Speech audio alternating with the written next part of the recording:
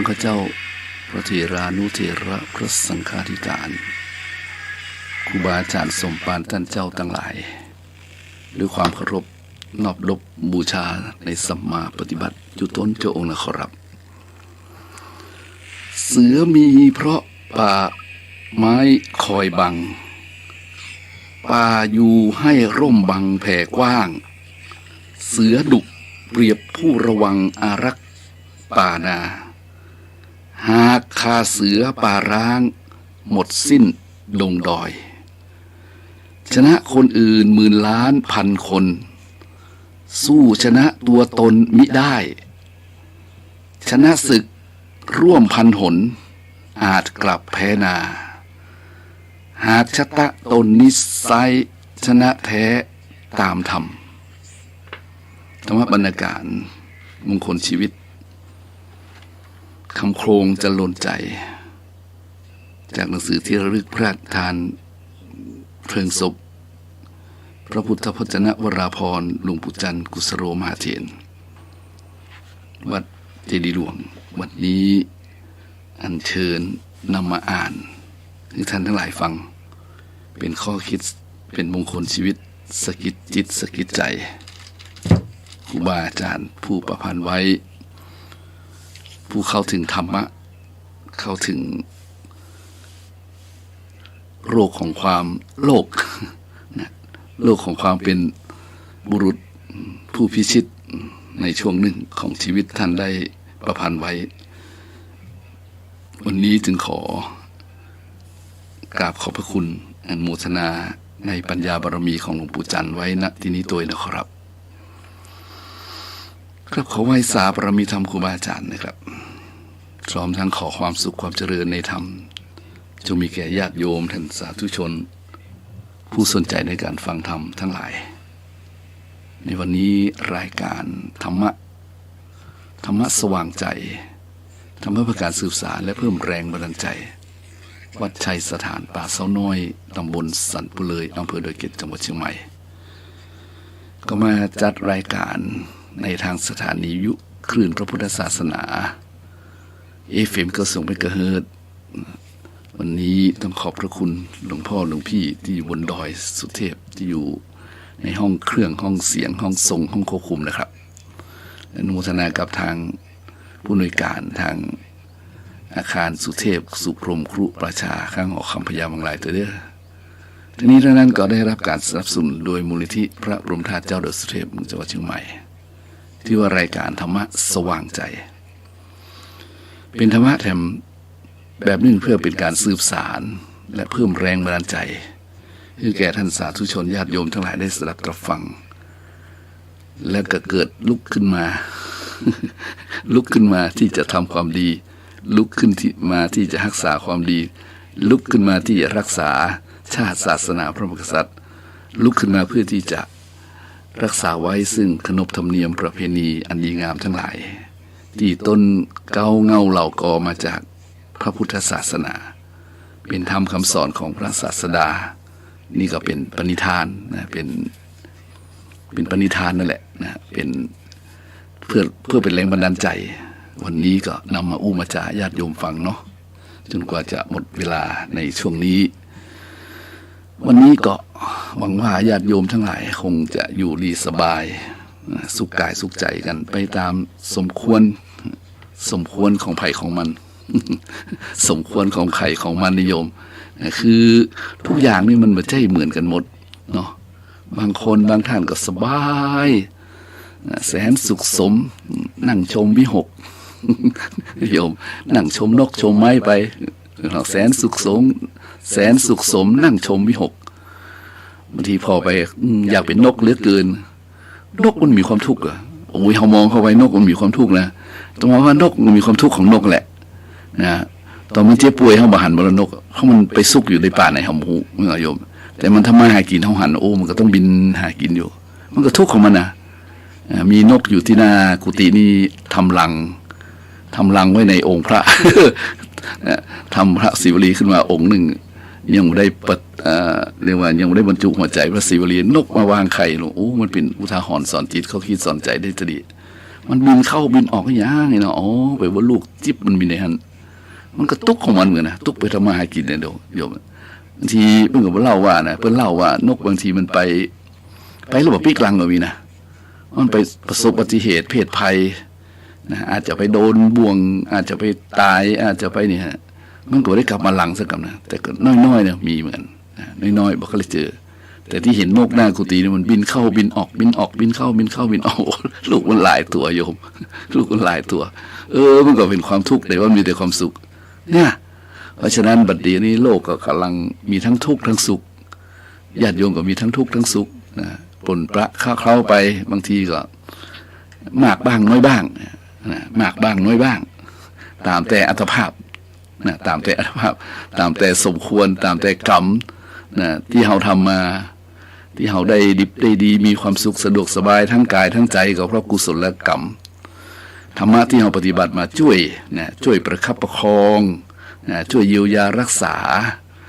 ช่วยให้ได้พบเจอสิ่งที่ดีๆนะมีแต่ความสุขความเจริญอยู่สบายสุขกายสุขใจนะแต่ถ้ามันตรงกันข้ามคือตรงกันข้ามแต่คิดว่ากุศลธรรมที่เราทำมามันค้ำจุนใช่ไหมแต่ทีนี้ถ้าบ่ได้ดังใจนะมันลำบากฝืดเคืองมันไปเหี่ยวมดนะเจ็บไข้ได้ป่วยมันครั้งหือเลยนะครั้งหือนิยมรู้ว่าดีๆเนาะกับเมืองมันถึงใจตรงเนี้ยเขาครั้งหือเนี่ยภาษาไทยอยู่อะไรเนี่ยครั้งหือเนี่ยโอดครวนเนี่ยภาษาไทยโอดครวนโอ้ยต้องโอดครวนต้องบอกต้องท่องกรรมของกูแล้วกันเนี่ยถ้าไปโอดครวนเนี่ยคือกุศลกรรมไม่ได้ทำแต่อกุศลกรรมทำแต่บาปกรรมบุญกรรมไม่ได้ทำไงก็เลยมีสปะสเปดเรื่องราวเรื่อง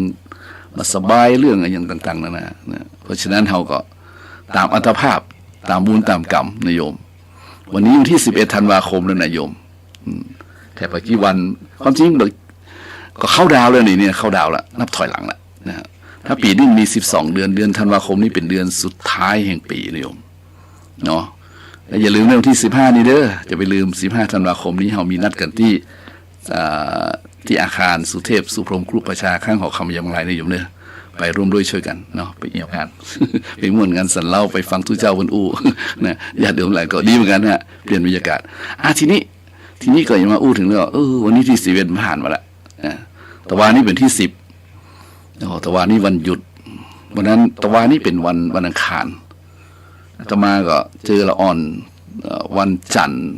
วันจันทร์เมื่อเจ้าแมลงวันจันทร์แมลงละอ่อนจะปิกโรงเรียนมาเล่นกับที่วัดมาถามว่าพรุ่งนี้โรงเรียนหยุดกะครับเหรอหยุดวันหยังวันอังคารครับวันอังคารครับครูเดินมาพอดีเลยครูเดินพอดีครูไข้หัวโยมครูไข้หัวจะมานะมันละอ่อนมันต้องอู้ซื่อๆมาได้นะมันต้องถามว่าพรุ่งนี้วันสำคัญอย่างไรโอ้โหละอ่อนไม่ใช่สิ่งอย่างมันเป็นละอ่อนเนาะเป็นละอ่อนนะเพราะฉะนั้นครูเลยแก้ต่างวันพรุ่งนี้เป็นวันสำคัญวันรัฐธรรมนูญคือตะวันนี่นะตะวันที่10หรออู้กันวันจันทร์แมลงเจอละอ่อนแมลงรัฐธรรมนูญสำคัญอย่างไรละอ่อนก็มองหน้าครูโยมต่อมาชอบถามเพื่อที่จะโยงใยเพราะครูอยู่ด้านหน้าแล้วเนาะละอ่อนก็ตอบไม่ได้เตือเพราะฉะนั้นบางทีเขาก็บอกว่าลืมเหมือนกันเนาะแต่ว่าพอจะลืมเหมือนกันนะวันที่10แต่เห็นโรงเรียนเป็นหยุดเป็นปิดอาตมาก็เลยนึกได้ก็เลยเจอละอ่อนเลยถามหยุดเพราะอะไรหยุดวันอะไรหยุดอังคารครับหยุดอังคารหยุดได้ยังก็ครูมาเสริมหยุดมันสำคัญอย่างไรเนี่ยนึกออกได้วันรัฐธรรมนูญวันนี้ปอให้น้อยนิ่งเนาะแต่ว่านี้รัฐธรรมนูญหมายถึงกฎหมายสูงสุดนะโยมกฎหมายสูงสุดของประเทศเป็นกฎหมายแม่บทที่บัญญัติกฎเกณฑ์การบริหารและการปกครองทางการเมืองเป็นว่าทางการเมืองนี่นะกฎเกณฑ์การบริหารและปกครองทางการเมืองหากกฎหมายใดขัดต่อรัฐธรรมนูญจะมีผลเป็นโมฆะและบังคับใช้ไม่ได้ใหญ่ก็ยังว่าจะเรียกว่ารัฐธรรมนูญนี่เป็นใหญ่กว่ากฎหมายทั้งหลายทั้งปวงเลยนะมันเป็นกฎหมายสูงสุดนะเป็นกฎหมายแม่บทนะที่บัญญัติไว้แต่ว่านี้ก็เลยถือว่าเป็นวันที่ประชาชนชาวไทยจะได้รำลึกนึกถึงการกำเนิด ของเนี่ยรัฐธรรมนูญเนี่ยรัฐธรรมนูญเนี่ยเนาะนี่อู้ย้อนแต่ว่านะนะญาติโยมทั้งหลายซึ่งรัฐธรรมนูญฉบับนี้ที่เรายังใจกันอยู่นี่ก็เป็นรัฐธรรมนูญที่ผ่านมาเป็นเวลา92 ปีแล้วโยมนะคือเป็นกฎเป็นรัฐธรรมนูญฉบับถาวรฉบับแรกของไทย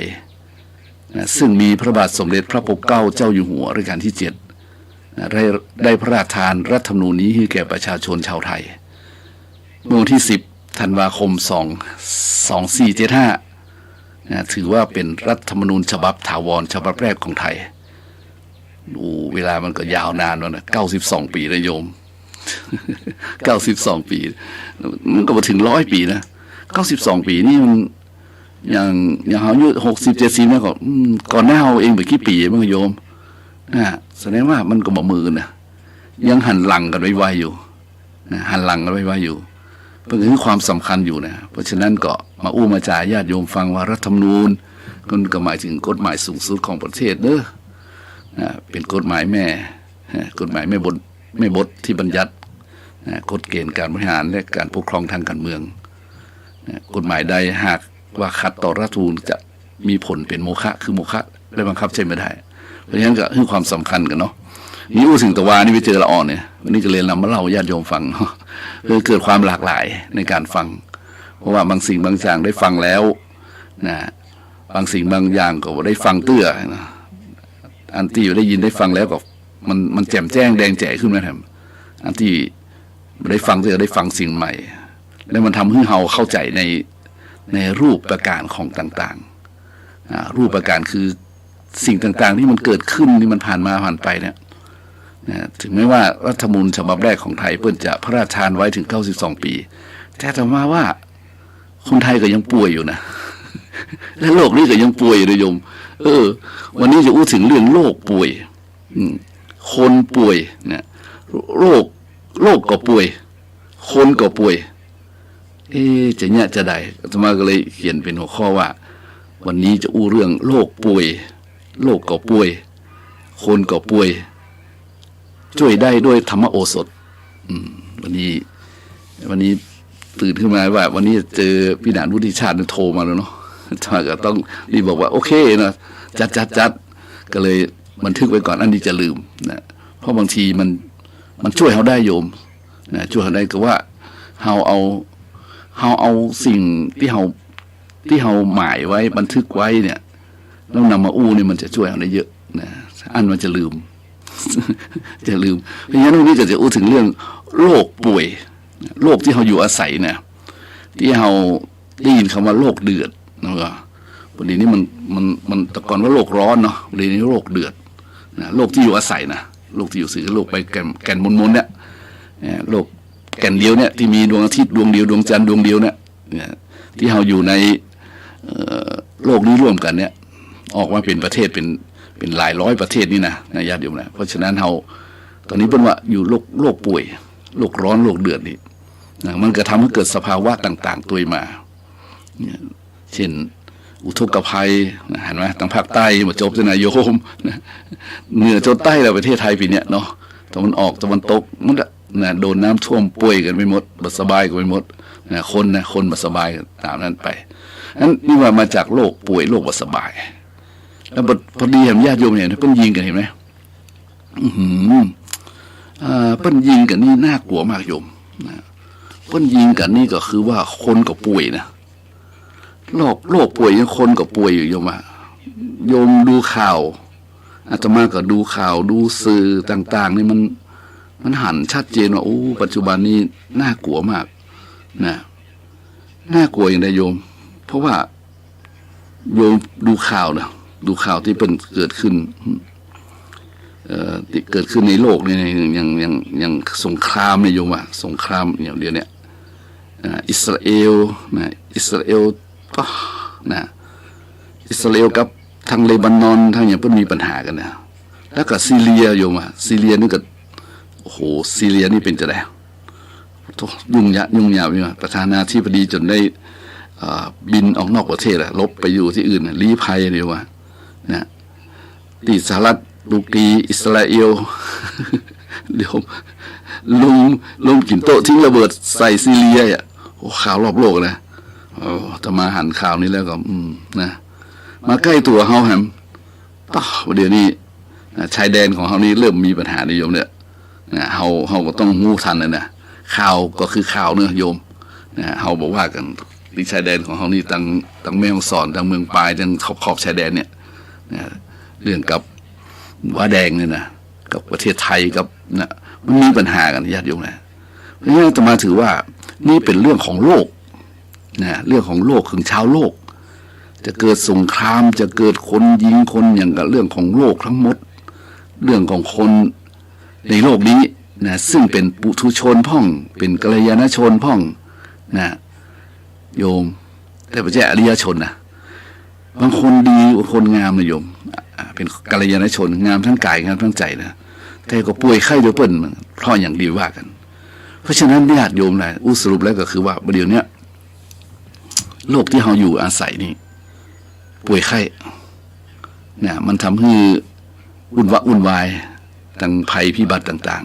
ๆเดี๋ยวโยมฟังข่าวต่อไปเดี๋ยวจะหนาวเดี๋ยวจะร้อนเดี๋ยวฝนจะตกเดี๋ยวน้ำจะท่วมอย่างไรก็แล้วแต่ฝุ่นละอองเนี่ยนะมันป่วยมันสบายนะซึ่งในรอบ100 ปีนี้มันเปลี่ยนแปลงแล้วนะโยมแถมอย่างหนึ่งตอนนี้คนก็ป่วยที่ว่าคนป่วยนี่ไม่ใช่ว่าป่วยไข้จนล้มหายตายจากเหมือนช่วงโควิดก็ไม่ใช่นะญาติโยมแต่ถึงป่วยแล้วนี่คือป่วยทางใจเนาะแต่ว่าคนป่วยทางใจโยมเยอะถ้าเห็นก็ไอ้ข่าวที่ลงในสื่อที่ในเชียงใหม่เนี่ยที่หมอที่เป็นฝรั่งอะเนาะแล้วเพิ่งโดนฆ่าน่ะก็จำชื่อไว้นะแล้วก็โหมัน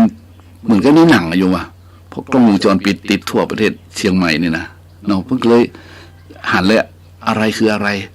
แล้วก็คนยิงกันเป็นว่าเล่นคนฆ่ากันเป็นว่าเล่นเนี่ยโยมนะคนตายด้วยไม่ใช่เหตุใช่ผลเนี่ยคนนั้นเป็นคนดีคนงามเป็นกัลยาณชนแต่มาตายบ่คุ้มค่าแต่บ่ละสมราคาโยมไปดูมันบ่ถูกอ่ะอย่างกรณีที่ตำรวจซ้อมผิดผู้ต้องหานะหาว่าเป็นหนีด่าน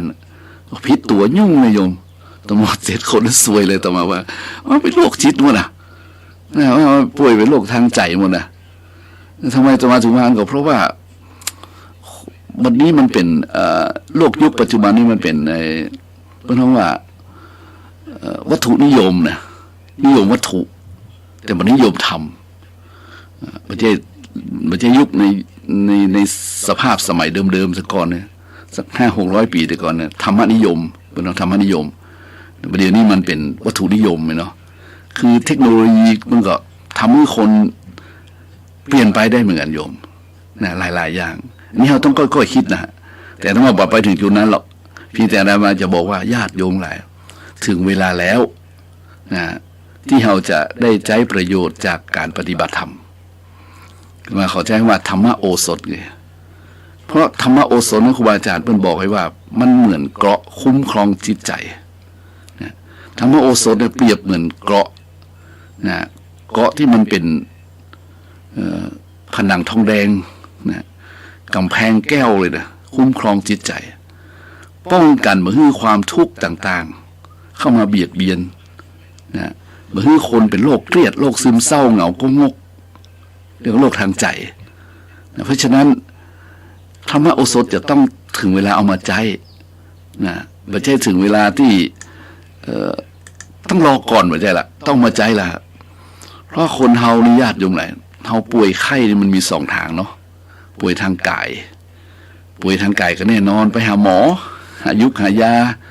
จะเอาหมอแบบไหนเล่าหมอวิปเลอะประเดี๋ยวนี้นะญาติโยมนะหมอที่รักษาเฮาเนี่ยนะมีทั้งแพทย์แผนทางเลือกนะแพทย์แผนไทยนะแล้วก็แพทย์แผนปัจจุบันเนี่ยยาเม็ดขาวเนี่ยเคมีเราเนี่ยเพราะฉะนั้น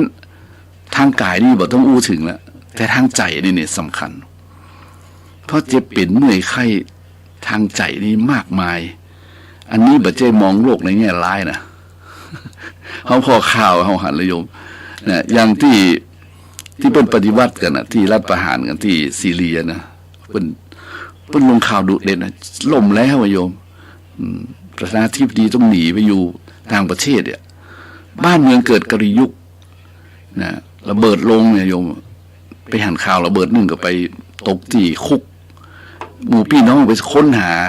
ญาติของตัวเก่าที่ติดคุกแล้วเจอจริงๆอ่ะมันคุกมันมี2 ชั้น 3 ชั้นอยู่คุกใต้ดินก็มีฝรั่งหรือคนไม่ใช่ฝรั่งนะคนที่เป็นโรคกันนี่นะมันยังเป็นโหดที่มันเกินเนาะต่อมากว่าไอ้ข้อโหดที่มันคือโรคนะโรคนะโรคมันมีอย่างพ้องนายโยมเนี่ยเพราะฉะนั้นเอารู้จักโรคก่อนนะก่อนที่เราจะยานะโรคทางใจเอาที่พระพุทธเจ้าแสดงไว้ก็แล้วกันเนาะนะมันจะว่าของตมาเด้อ โรคทางใจนี่นะเป็นของพระพุทธเจ้านะและก็ครูบาอาจารย์เพื่อก็สอนกันมาแล้วก็ปฏิบัติกันมาโรคที่1นะโรคที่1โรคราคะนี่ก็โยมอ่ะ2โรคโทสะ2โรคโลภะนะ1ราคะ2โลภะเนี่ยตัวว่าราคะโลภะโทสะโมหะเนี่ยถ้าบอกว่าโรคคือราคะคือโรคที่2โรคคือโลภะคือโรคตัวที่3โทสะคือโรคโทสะและ4โมหะคือโรคโมหะถ้าเรามองโรคนี้ซึ่งมันเป็นนามธรรมมันเกิดที่ใจโยมมันเกิดที่ใจเราจะได้เห็นว่าที่สุดแล้วเราลองยังด้วยการนั่งกรรมฐานเจริญสตินะแล้วก็เจริญวิปัสสนาควบคู่กันไปในก็ได้เอาเป็นว่าเราต้องนั่งอย่างลึกตึกตรองอย่างลึกตึกตรองมองเห็นชัดว่าเหตุนี้มันเกิดขึ้นจากอะไรหนอลองดูโรคตัวที่1โรคราคะครูบาอาจารย์บอกว่าเป็นโรคที่ทำให้จิตใจโน้มเอียงไปในทางในความกำหนัดรักใคร่บอกว่าจะมองนะทางตาได้ยินทางหูนะเรียกว่าตาหูจมูกลิ้นกายใจถ้ามันสัมผัสแล้วมันเป็นที่ลุ่มหลงมัวเมาน่ารักน่าใคร่พอใจเนี่ยหมู่นี้มันจะทำให้จิตใจยินดีเกิดความยินดีเกิดความอยากได้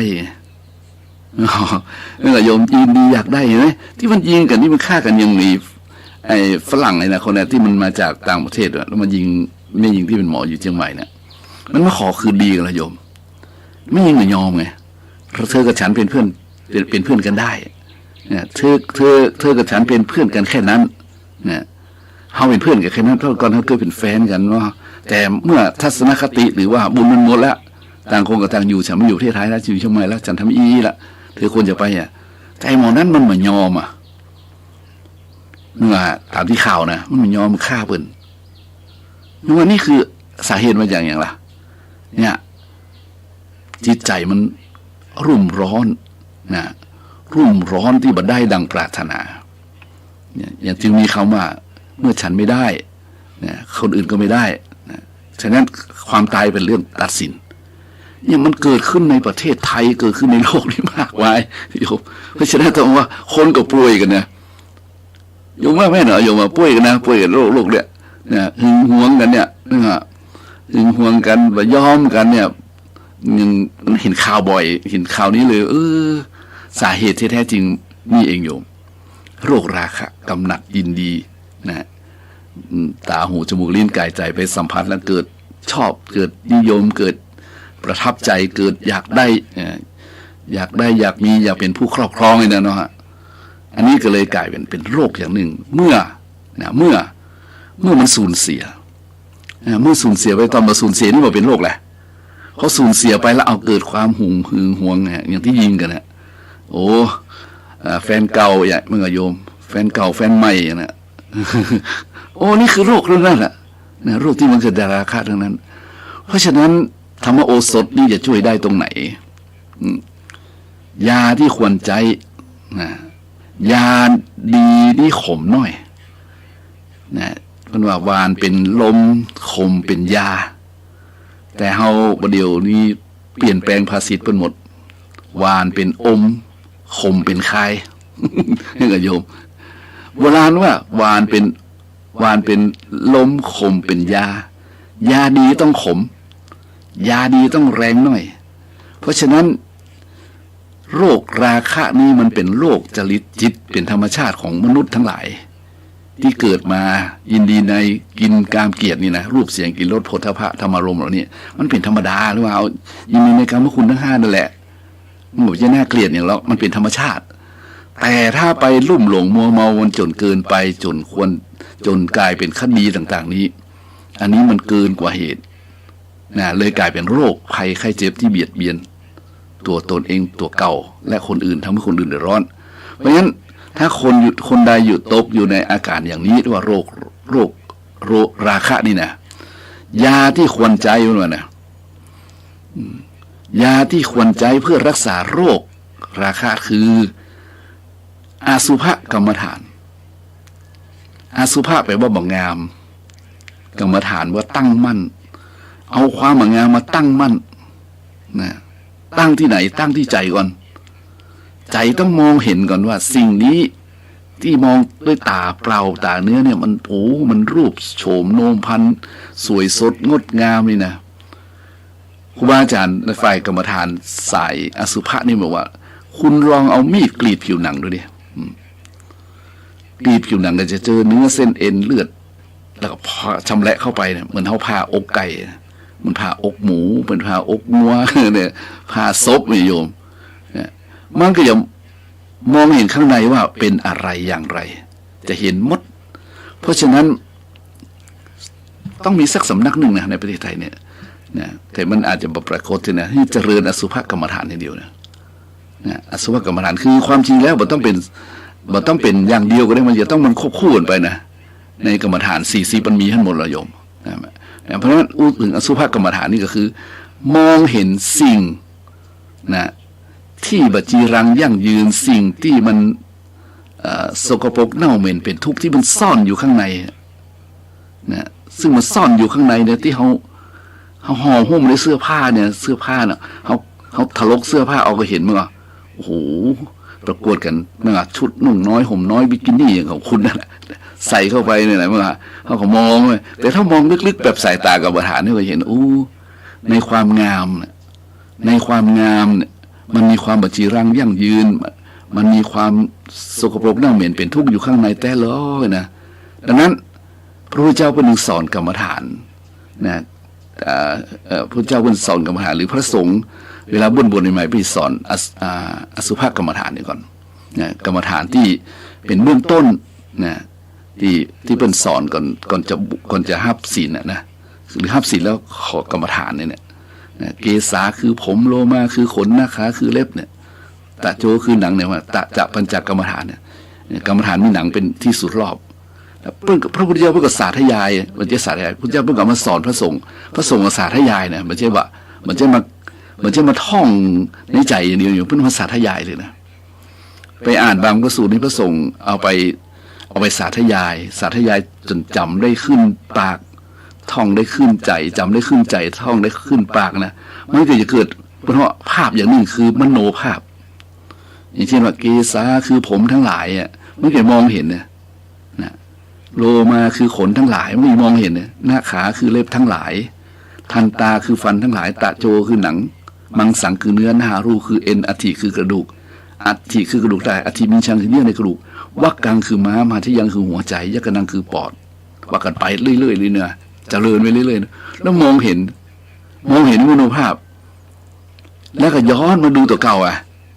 เนี่ยมันต้องวิธีการเนี่ยโยมมันต้องท่องจนจำขึ้นใจนะแล้วก็ว่าได้คล่องปากก็เอามาสร้างมโนภาพขึ้นมาก่อนมันต้องไม่ใช่ว่าสร้างมันจะเป็นนะถ้ามองเห็นนี่นะมันจะมองเห็นแหละบางทีเราสอนกันสั้นๆในโบสถ์นะแต่จับปัญจกำลังเกษาโลมานะขาทันตาตะโจทันตานะขาโลเกษานะทนมากับท่องเนี่ยจะก็ลืมไปอ่ะแต่ถ้าเอามาสาธยายนะเอามาอ่านให้เข้าใจแล้วมาท่องจนคล่องปากนะ จำได้ขึ้นใจท่องได้คล่องปากแล้วก็กำหนดภาพเพิ่นบอกว่านี่เป็นยาแก้รักษาโรคราคะเพราะว่าราคะจริตที่มันชอบนะจริตที่มันชอบรูปเสียงกลิ่นรสโผฏฐัพพะธรรมารมณ์คนเหล่านี้เนี่ยจะเป็นคนรักสวยรักงามนะรักสวยรักงามเป็นคนที่สะอาดสะอ้านสะโอสะโอเนี่ยประมาณนี้โยมนะเพราะฉะนั้นถ้าเจริญอสุภกรรมฐานได้เนี่ยมันจะไปบำบัดความเร่าร้อนรุ่มหลงเร่าร้อนรุ่มหลงมันเป็นได้จริงๆโยมนี่นะมันเปลี่ยนไปได้จริงๆเพราะว่าอย่างเพราะมันเนาะมันมีแค่นี้แหละทีนี้เมื่อมันได้หูคิดอย่างนั้นแล้วมันก็บอกกูจะไม่หลงลึกจนเกินไปแล้วนะเนี่ยมันหยุดยั้งได้แค่นั้นมันได้สติโยม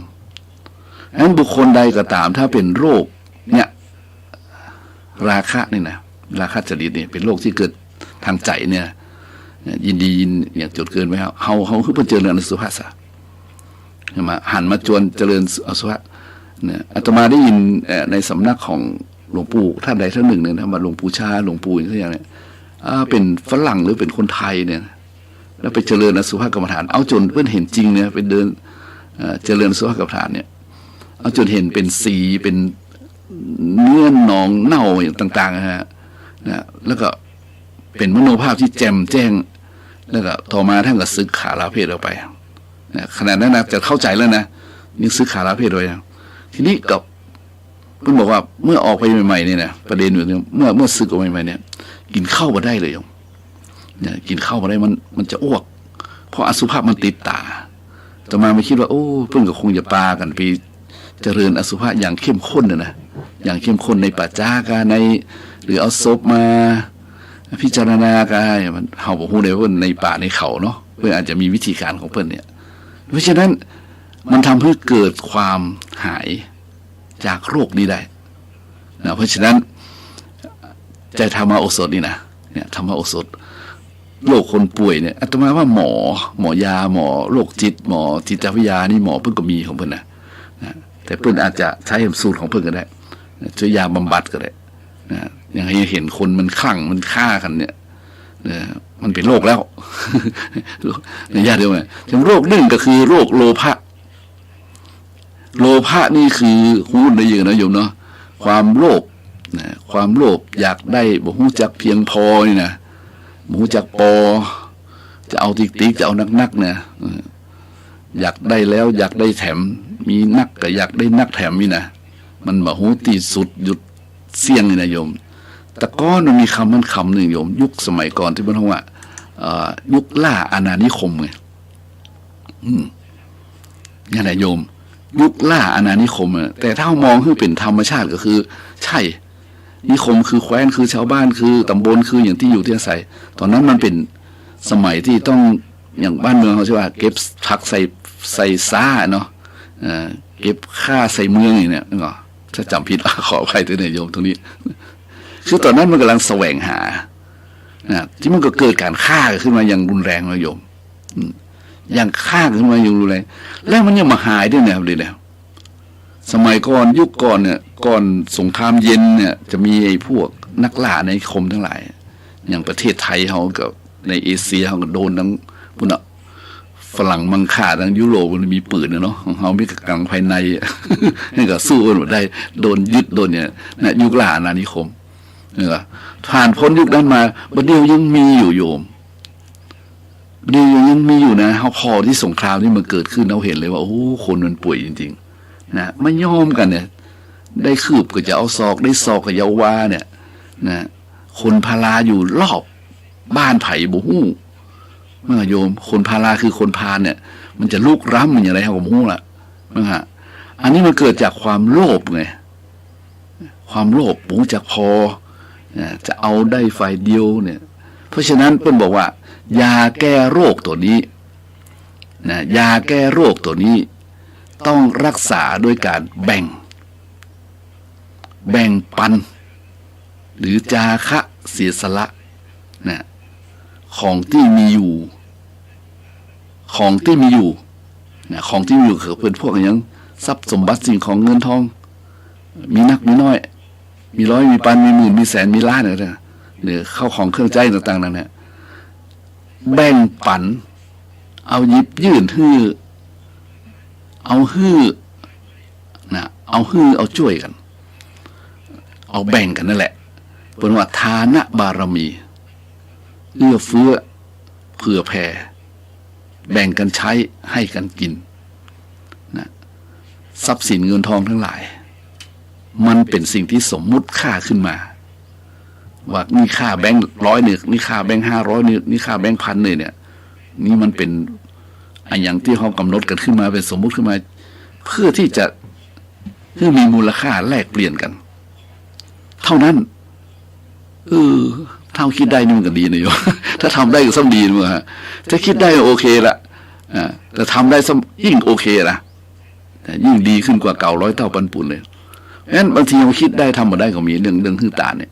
เพราะมีวงจำกัดของเราเช่นเราอยากจะฮื้อนักแต่เรามีน้อยเราฮื้อแบบได้เท่าเปิ้ลนี่นะเพราะฉะนั้นบอกเป็นอย่างตรงนั้นแต่พี่จะบอกว่ามันก็ไปตามเป็นว่าตามนานาสารูปตามของไผ่ของมันนั่นแหละเพราะฉะนั้นเรามีอย่างใดที่เราจะแบ่งเพิ่นได้ก็แบ่งเพิ่นไปถ้าว่ามีเราแบ่งเรี่ยวแรงกำลังนะเรี่ยวแรงกำลังเขามีนะอย่างเขาเท่าแก่ละเนาะต่อมาเขาญาติโยม70-80เนี่ยก็แบ่งความคิดแบ่งความปั่นแบ่งความหู้นะถ้าเขาช่วยกันอย่างอี้โยมถ้าเขาฮื้อกันอย่างอี้นะเขาบอกว่าทรัพย์สินเงินทองตายแล้วก็จ้อยบ่เหลือสักนิดบ่ติดสักน้อยบ่ห้อยตัวไปเน้อนะเขาบอกกันบ่อยๆนะคุณจะเป็นมนุษย์คนใดชาติใดเผ่าพันธุ์ใดคุณก็เป็นคนหนึ่งมีเวลาจำกัดในโลกนี้เท่ากันหมดบ่เกิน120 ปีตึก100 ปีถึงงูตึก80 ปีก็ถึงงูเพราะฉะนั้นอย่าเอาอะไรกันนักกันหนาเนี่ยแบ่งกันใจเด้อแบ่งกันใจให้กันกินแล้วก็เป็นคนมีศีลมีธรรมเนี่ยญาติโยมหลายความโลภทั้งหลายนะมันก็จะค่อยๆบรรเทาเบาบางลงไปนั่นก็เพราะฉะนั้นความโลภมันเป็นโรคอย่างหนึ่งเพราะว่าโรคไม่พอนะถึงมีคำว่าเศรษฐกิจพอเพียงของในหลวงรัชกาลที่9ไงโยมนะฮะรายการที่9เป็นเราลงขนาดเศรษฐกิจพอเพียงพอแล้วก็เพียงแล้วก็พอเนี่ยถ้าหูจักพอนี่มันยอดเยี่ยมเลยหูจักแบ่งหูจักให้นี่มันจะไปแก้รักษาโรคโลภะได้โรคตัวที่3คือโทสะคืออะไรโทสะคือความโกรธไงคนโกรธะสวกกล้าสหาวเนี่ยมันคิดแต่จะทำลายล้างหมายแต่โทษคนอื่นมาโทษใจตัวเก่าเนี่ยความจริงตัวเก่านั่นแหละคือคนขี้โขดนะคนขี้โขดคือตัวเฮาอาตมาก็เคยเป็นคนขี้โกรธโยมก็เคยเป็นคนขี้โกรธทุกคนเคยเป็นคนขี้โกรธหมดแต่เมื่อวันเวลามันผ่านไปวัยมันล่วงไปโยมบางคนก็หายไปตามวัยนะบางคนก็หายไปตามประสบการณ์เวลาที่ยาวนานก็ค่อยกล่อมเกลาจิตใจกลายเป็นคนเยือกเย็นแต่บางคนมาหายด้วยนะโยมเป็นนุ่มเป็นละอ่อนก็ขี้โคตรเป็นนุ่มก็ขี้โคตรใหญ่มากก็ขี้โคตรแก่เท่ามาก็ขี้โคตรนะคนว่าเขาตั้งชื่อแต่ก่อนเพิ่นมีชื่อตัวเดียวนะโยมเช่นลุงมีลุงคำลุงแก้วมีโคชื่อแก้วอย่างแก้วมิ่งนี่ก็โยมมันมิ่งตลอดเลยมิ่งมีขี้มิ่งมีขี้มิ่งเป็นคิดโทสะมันเข้าครอบงำเนี่ยมันจึงบ่ดีแต่เลยโยมเพราะฉะนั้นเป็นว่าโรคโทสะคือความโกรธมันคิดแต่จะทำลายหมายแต่โทษคนอื่นนะมันทำให้คนที่เป็นโรคเนี่ยมันเป็นผู้ที่โทสะแก่กล้านะโทสะแก่กล้าสวกกล้าสหาวนะโยมคนโบราณว่านะเจ้มาว่านะสวกกล้าสหาวกำกึดบ่ยาวใจดำกำเศร้าแก้ด้วยอย่างโยมโรคนี้แก้ด้วยการเจริญพรหมวิหาร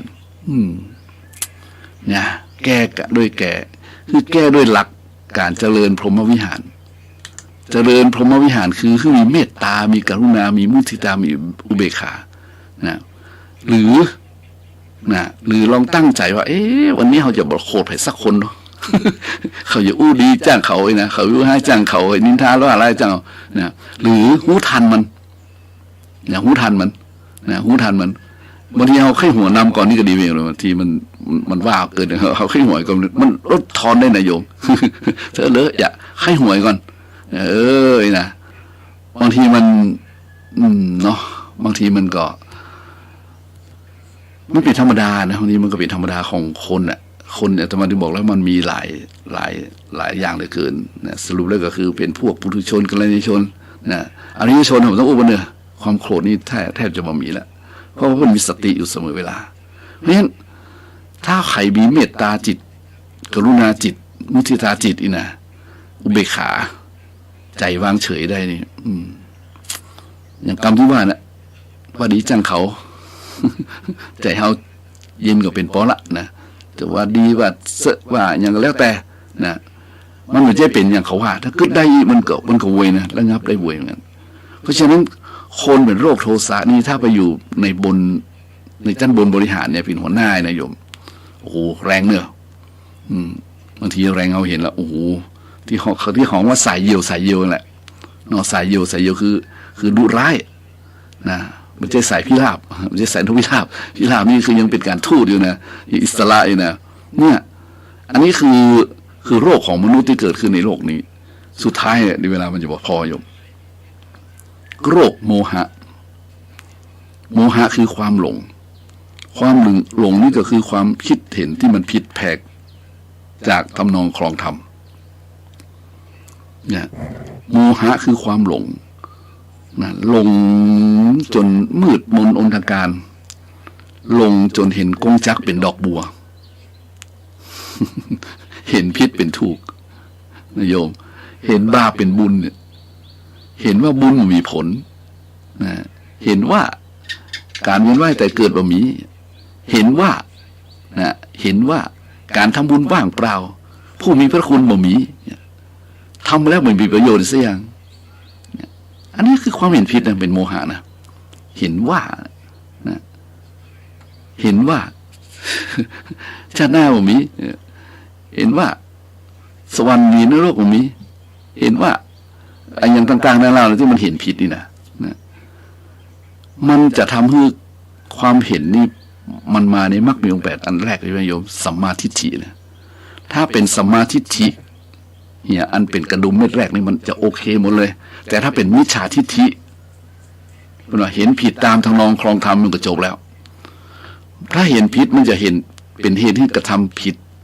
ก็ผิดกระทำก็ผิดเพราะมันคิดผิดไง เห็นผิดนั่นก็โยมมันคิดผิดเห็นกุมจักเป็นดอกบัวเพราะฉะนั้นวิธีแก้วันนี้นะต้องรักษาด้วยการหมั่นเจริญสติสติสัมปชัญญะเนี่ยสติสัมปชัญญะทำคุ้มครองโลกเนี่ยคุ้มครองใจเนี่ยนะฮะคุ้มครองตัวเฮาเนี่ยมีสติระลึกได้นะระลึกได้ในหลายสิ่งหลายอย่างในทางพระพุทธศาสนานิยมมีถึงวิธีการมีตั้งแต่พุทธานุสติใช่ไหมมี10นุสติเพราะฉะนั้นการเจริญสตินี่จึงจำเป็นอย่างยิ่งที่ต้องทำเพราะว่ามันจะทำให้โรคโมหะหายไป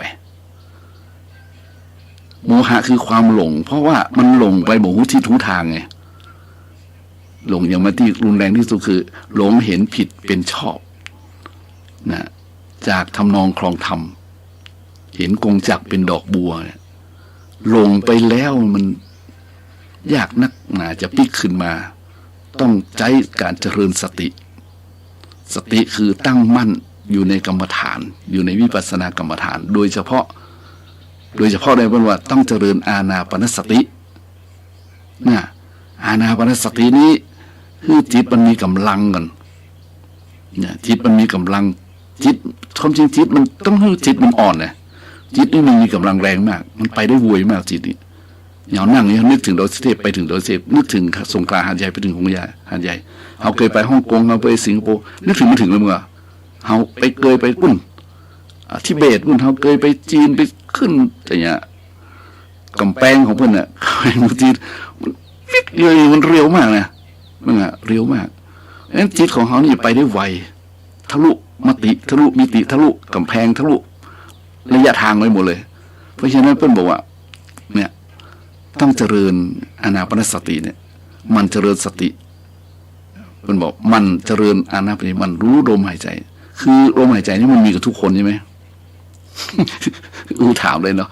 ถามได้แต่ถามแปลกๆก็ยังว่าก็มีกับทุกคนก็ต้องมีก็ตายแล้วใช่เลยทุกคนมีลมหายใจเพราะฉะนั้นถ้าอยู่กับตัวอยู่กับลมหายใจไงแต่ไม่ง่ายโอ้โหบางทีเราอยู่กับมันทั้งวันนี่โยมเหนื่อยนะเดี๋ยวไปทำอะไรมาอ๋อเขาพยายามจะควบคุมจิตมาขึ้นมันไปในอดีตมาขึ้นไปในอนาคตที่มันอยู่กับปัจจุบันเนี่ยไม่ง่ายท่านไม่ง่ายมันยอมรับว่ายากมากเลยเนาะแป๊บเดียวมันไปแล้วดังนั้นพระองค์บอกว่าจงเอาสติเป็นเชือกนะถ้าจิตมันเป็นลิงเนี่ยยิ่งกว่าลิงมันไปได้ไวนะเพราะฉะนั้นจะต้องมีสติเหมือนเชือกมัดลิงไว้แหละที่หลักพื้นฐานขั้นการเดินสติตอนแรกๆก่อนเดินสติแรกๆนะเพราะว่าต้องรู้ว่าจิตคือลิงอุปมาเหมือนลิงไม่ใช่จิตคือลิงอุปมาเหมือนลิงเว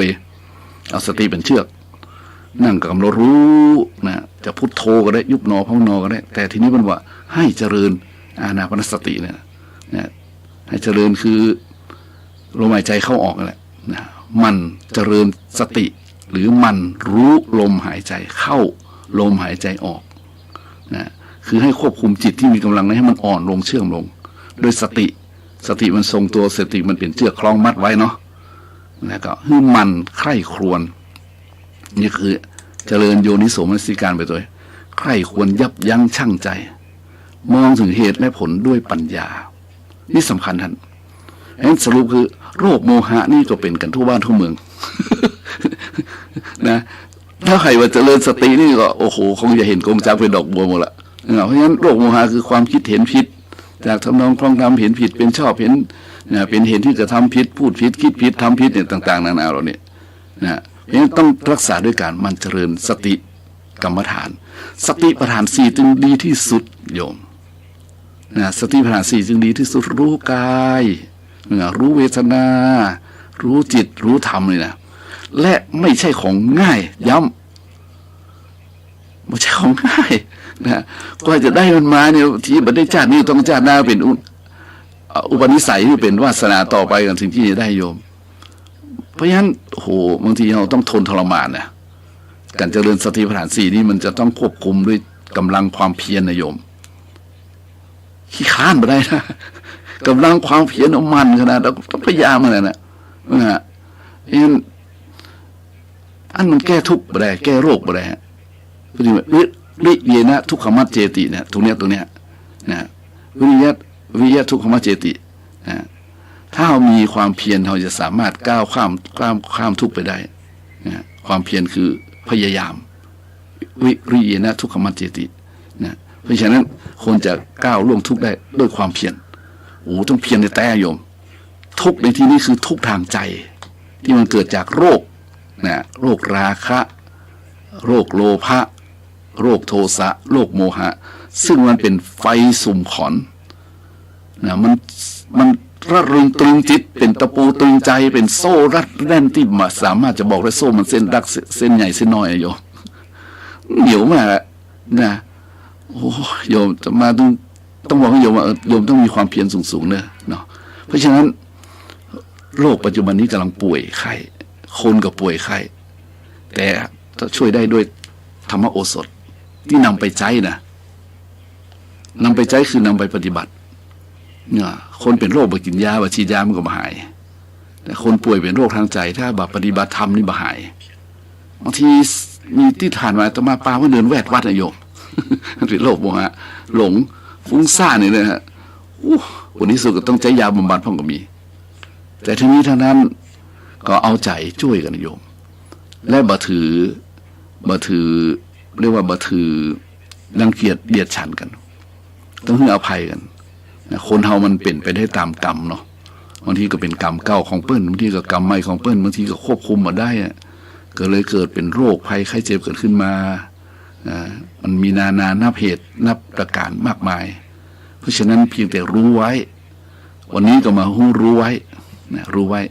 นะโรคทางจิตโรคทางใจนี่สำคัญมากนะสำคัญมากดังนั้นเมื่อรู้ว่าความสำคัญมีมากแล้วเฮาเนี้ยจะได้ล่ะเฮาก็ต้องตั้งป้อมมันก็โยมตั้งป้อมคือตั้งสตินี่เป็นป้อมประการนะสัมปชัญญะนี่นะสติสมัยเป็นป้อมประการแล้วมีความเพียรแวดล้อมก็บอกให้ญาติโยมเลยทีเนาะธรรมะพยายามอยู่เหมือนกันนะไม่ใช่มาบรรลุขั้นอย่างมีฮะเพราะฉะนั้นก็เป็นตามธรรมคำสอนของพระพุทธเจ้าเอามาเปรียบเทียบให้เห็นว่าโลกปัจจุบันนี้กำลังป่วยวุ่นวายกันนะเห็นจากสื่อต่างๆแล้วน่ากลัวอยู่พอสมควรเพราะฉะนั้นมันยังช่วยได้หรอกก็คือต้องใช้ธรรมะมาปฏิบัติและก็อยู่ที่ตัวเฮานะจะมีความเพียรขนาดไหนจะมีความพยายามขนาดไหนเท่านั้นนี่คือเนื้อสาระธรรมะในวันนี้โยมเนาะตอนนี้ก็เนาะพอสมควรเวลานะสามารถโทรเข้ามาได้ในโยมคุยได้ นี่รายการธรรมะสว่างใจดังกันในโทรศัพท์ดัง053-114-332อยู่เนี่ย053-114-332โทรเข้ามาตอนนี้ก็จะอู้กับญาติโยมได้อยู่แต่ถ้าไผ่บอโทรมาก็บอกว่าเนาะเท่าเห็นคนหรือว่าสถานการณ์แบบนี้แล้วเราต้องบอกให้โยมทั้งหลายนอกจากเจริญในสิ่งต่างๆแล้วก็พยายามจะปล่อยวางปล่อยวางคือปล่อยวางก็ไม่ใช่ว่าง่ายมันก็ปล่อยยากวางยากเหมือนโยมถ้ามีคนมีความรับผิดชอบจะอู้ก็ใช่นะรับผิดชอบก็ต้องปล่อยวางบางทีบางคนคิดว่าถ้าบ่มีเฮาเขาจะทำอย่างไรนะโยมอันนี้ก็ต้องปล่อยวางถ้าบ่มีเฮาเขาก็ต้อง114-332โทรเข้ามาตอนนี้ก็จะอู้กับญาติโยมได้อยู่แต่ถ้าไผ่บอโทรมาก็บอกว่าเนาะเท่าเห็นคนหรือว่าสถานการณ์แบบนี้แล้วเราต้องบอกให้โยมทั้งหลายนอกจากเจริญในสิ่งต่างๆแล้วก็พยายามจะปล่อยวางปล่อยวางคือปล่อยวางก็ไม่ใช่ว่าง่ายมันก็ปล่อยยากวางยากเหมือนโยมถ้ามีคนมีความรับผิดชอบจะอู้ก็ใช่นะคิดถึงคุณครูได้นิยมปล่อยวางถ้าบ่มีเฮาเขาก็ต้อง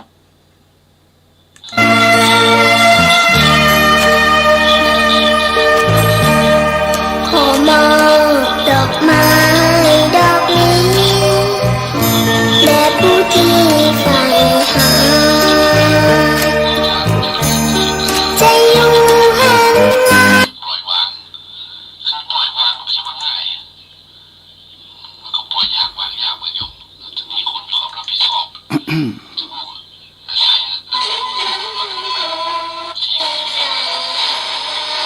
ได้นิยมปล่อยวางถ้าบ่มีเฮาเขาก็ต้องเริ่มพอนิยมนะ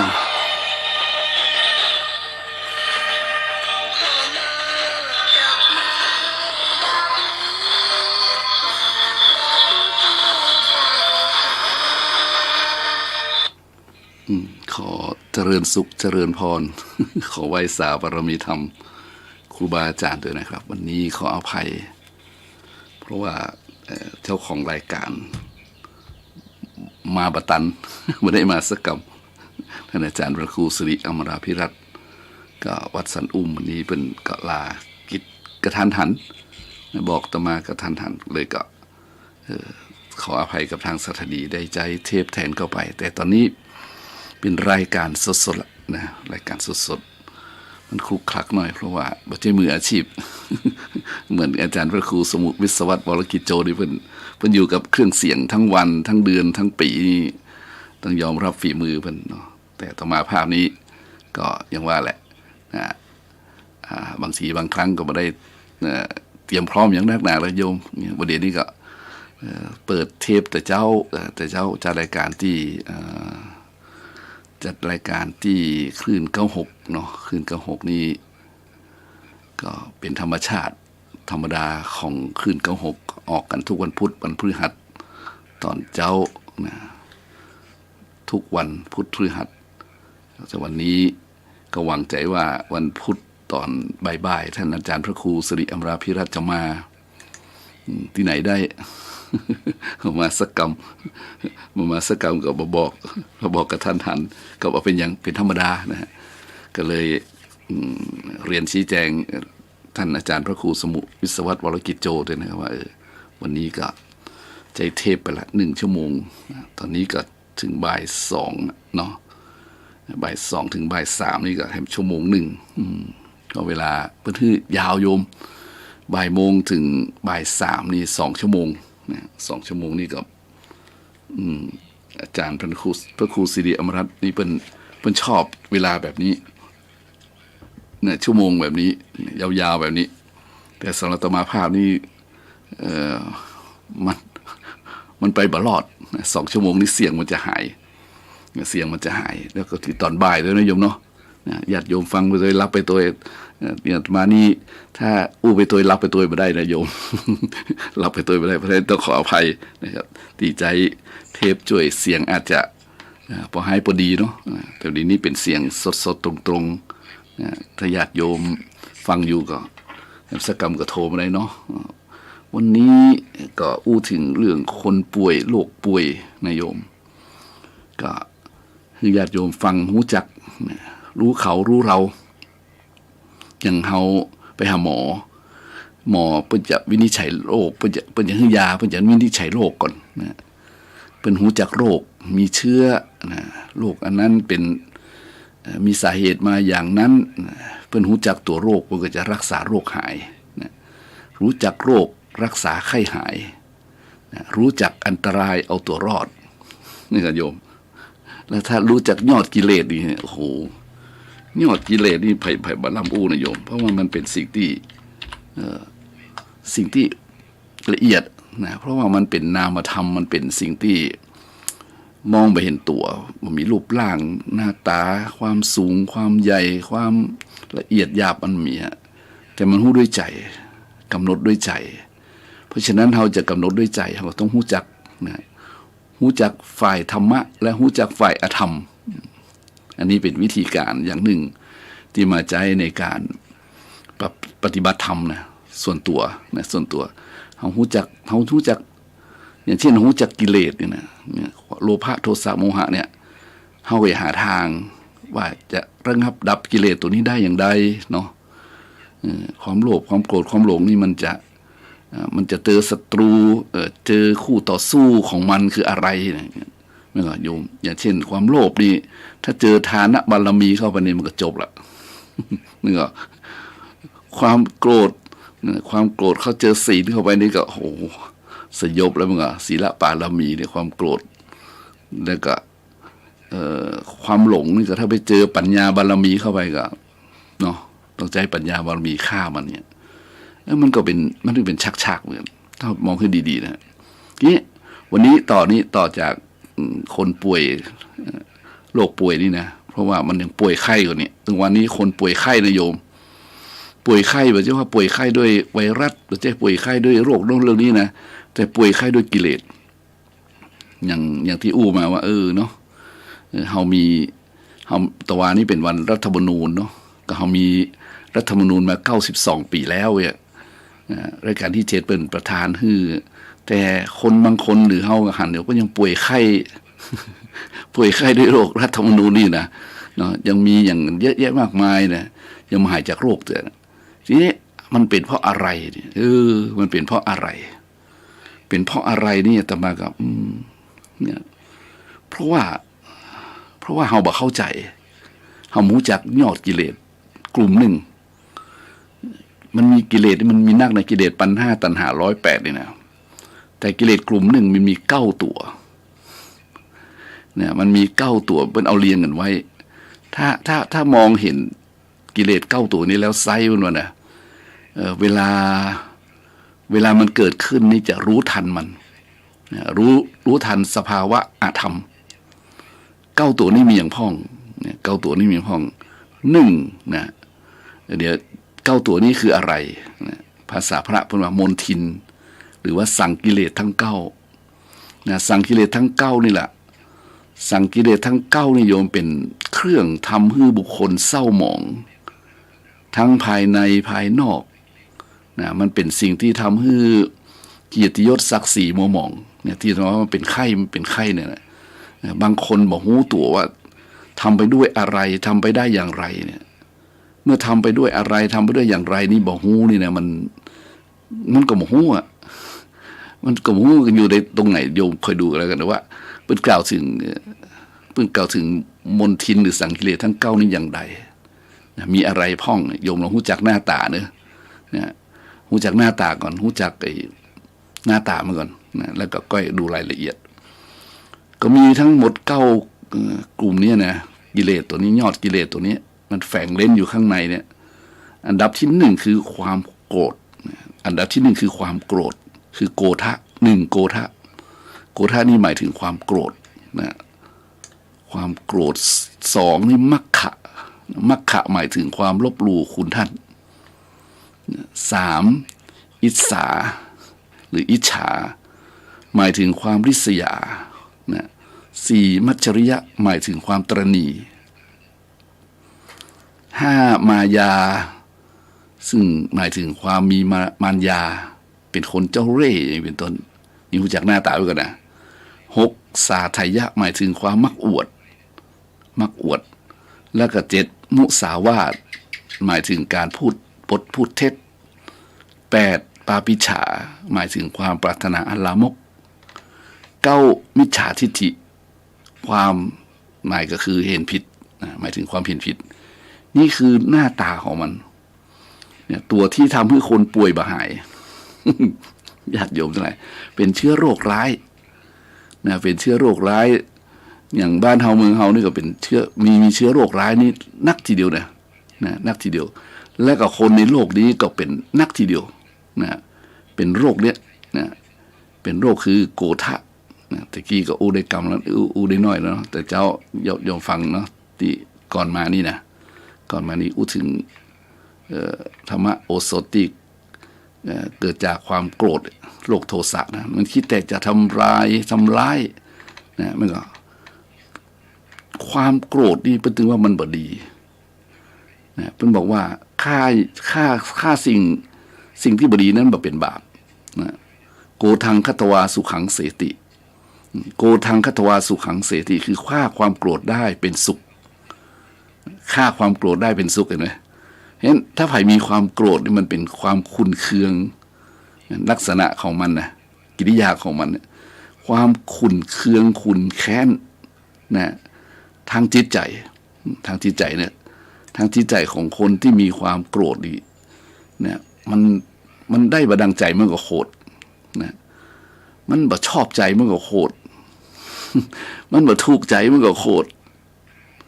มันเป็นคนที่ความโกรธเป็นเจ้าเรือนเป็นว่านะความโกรธเป็นเจ้าเรือนนะ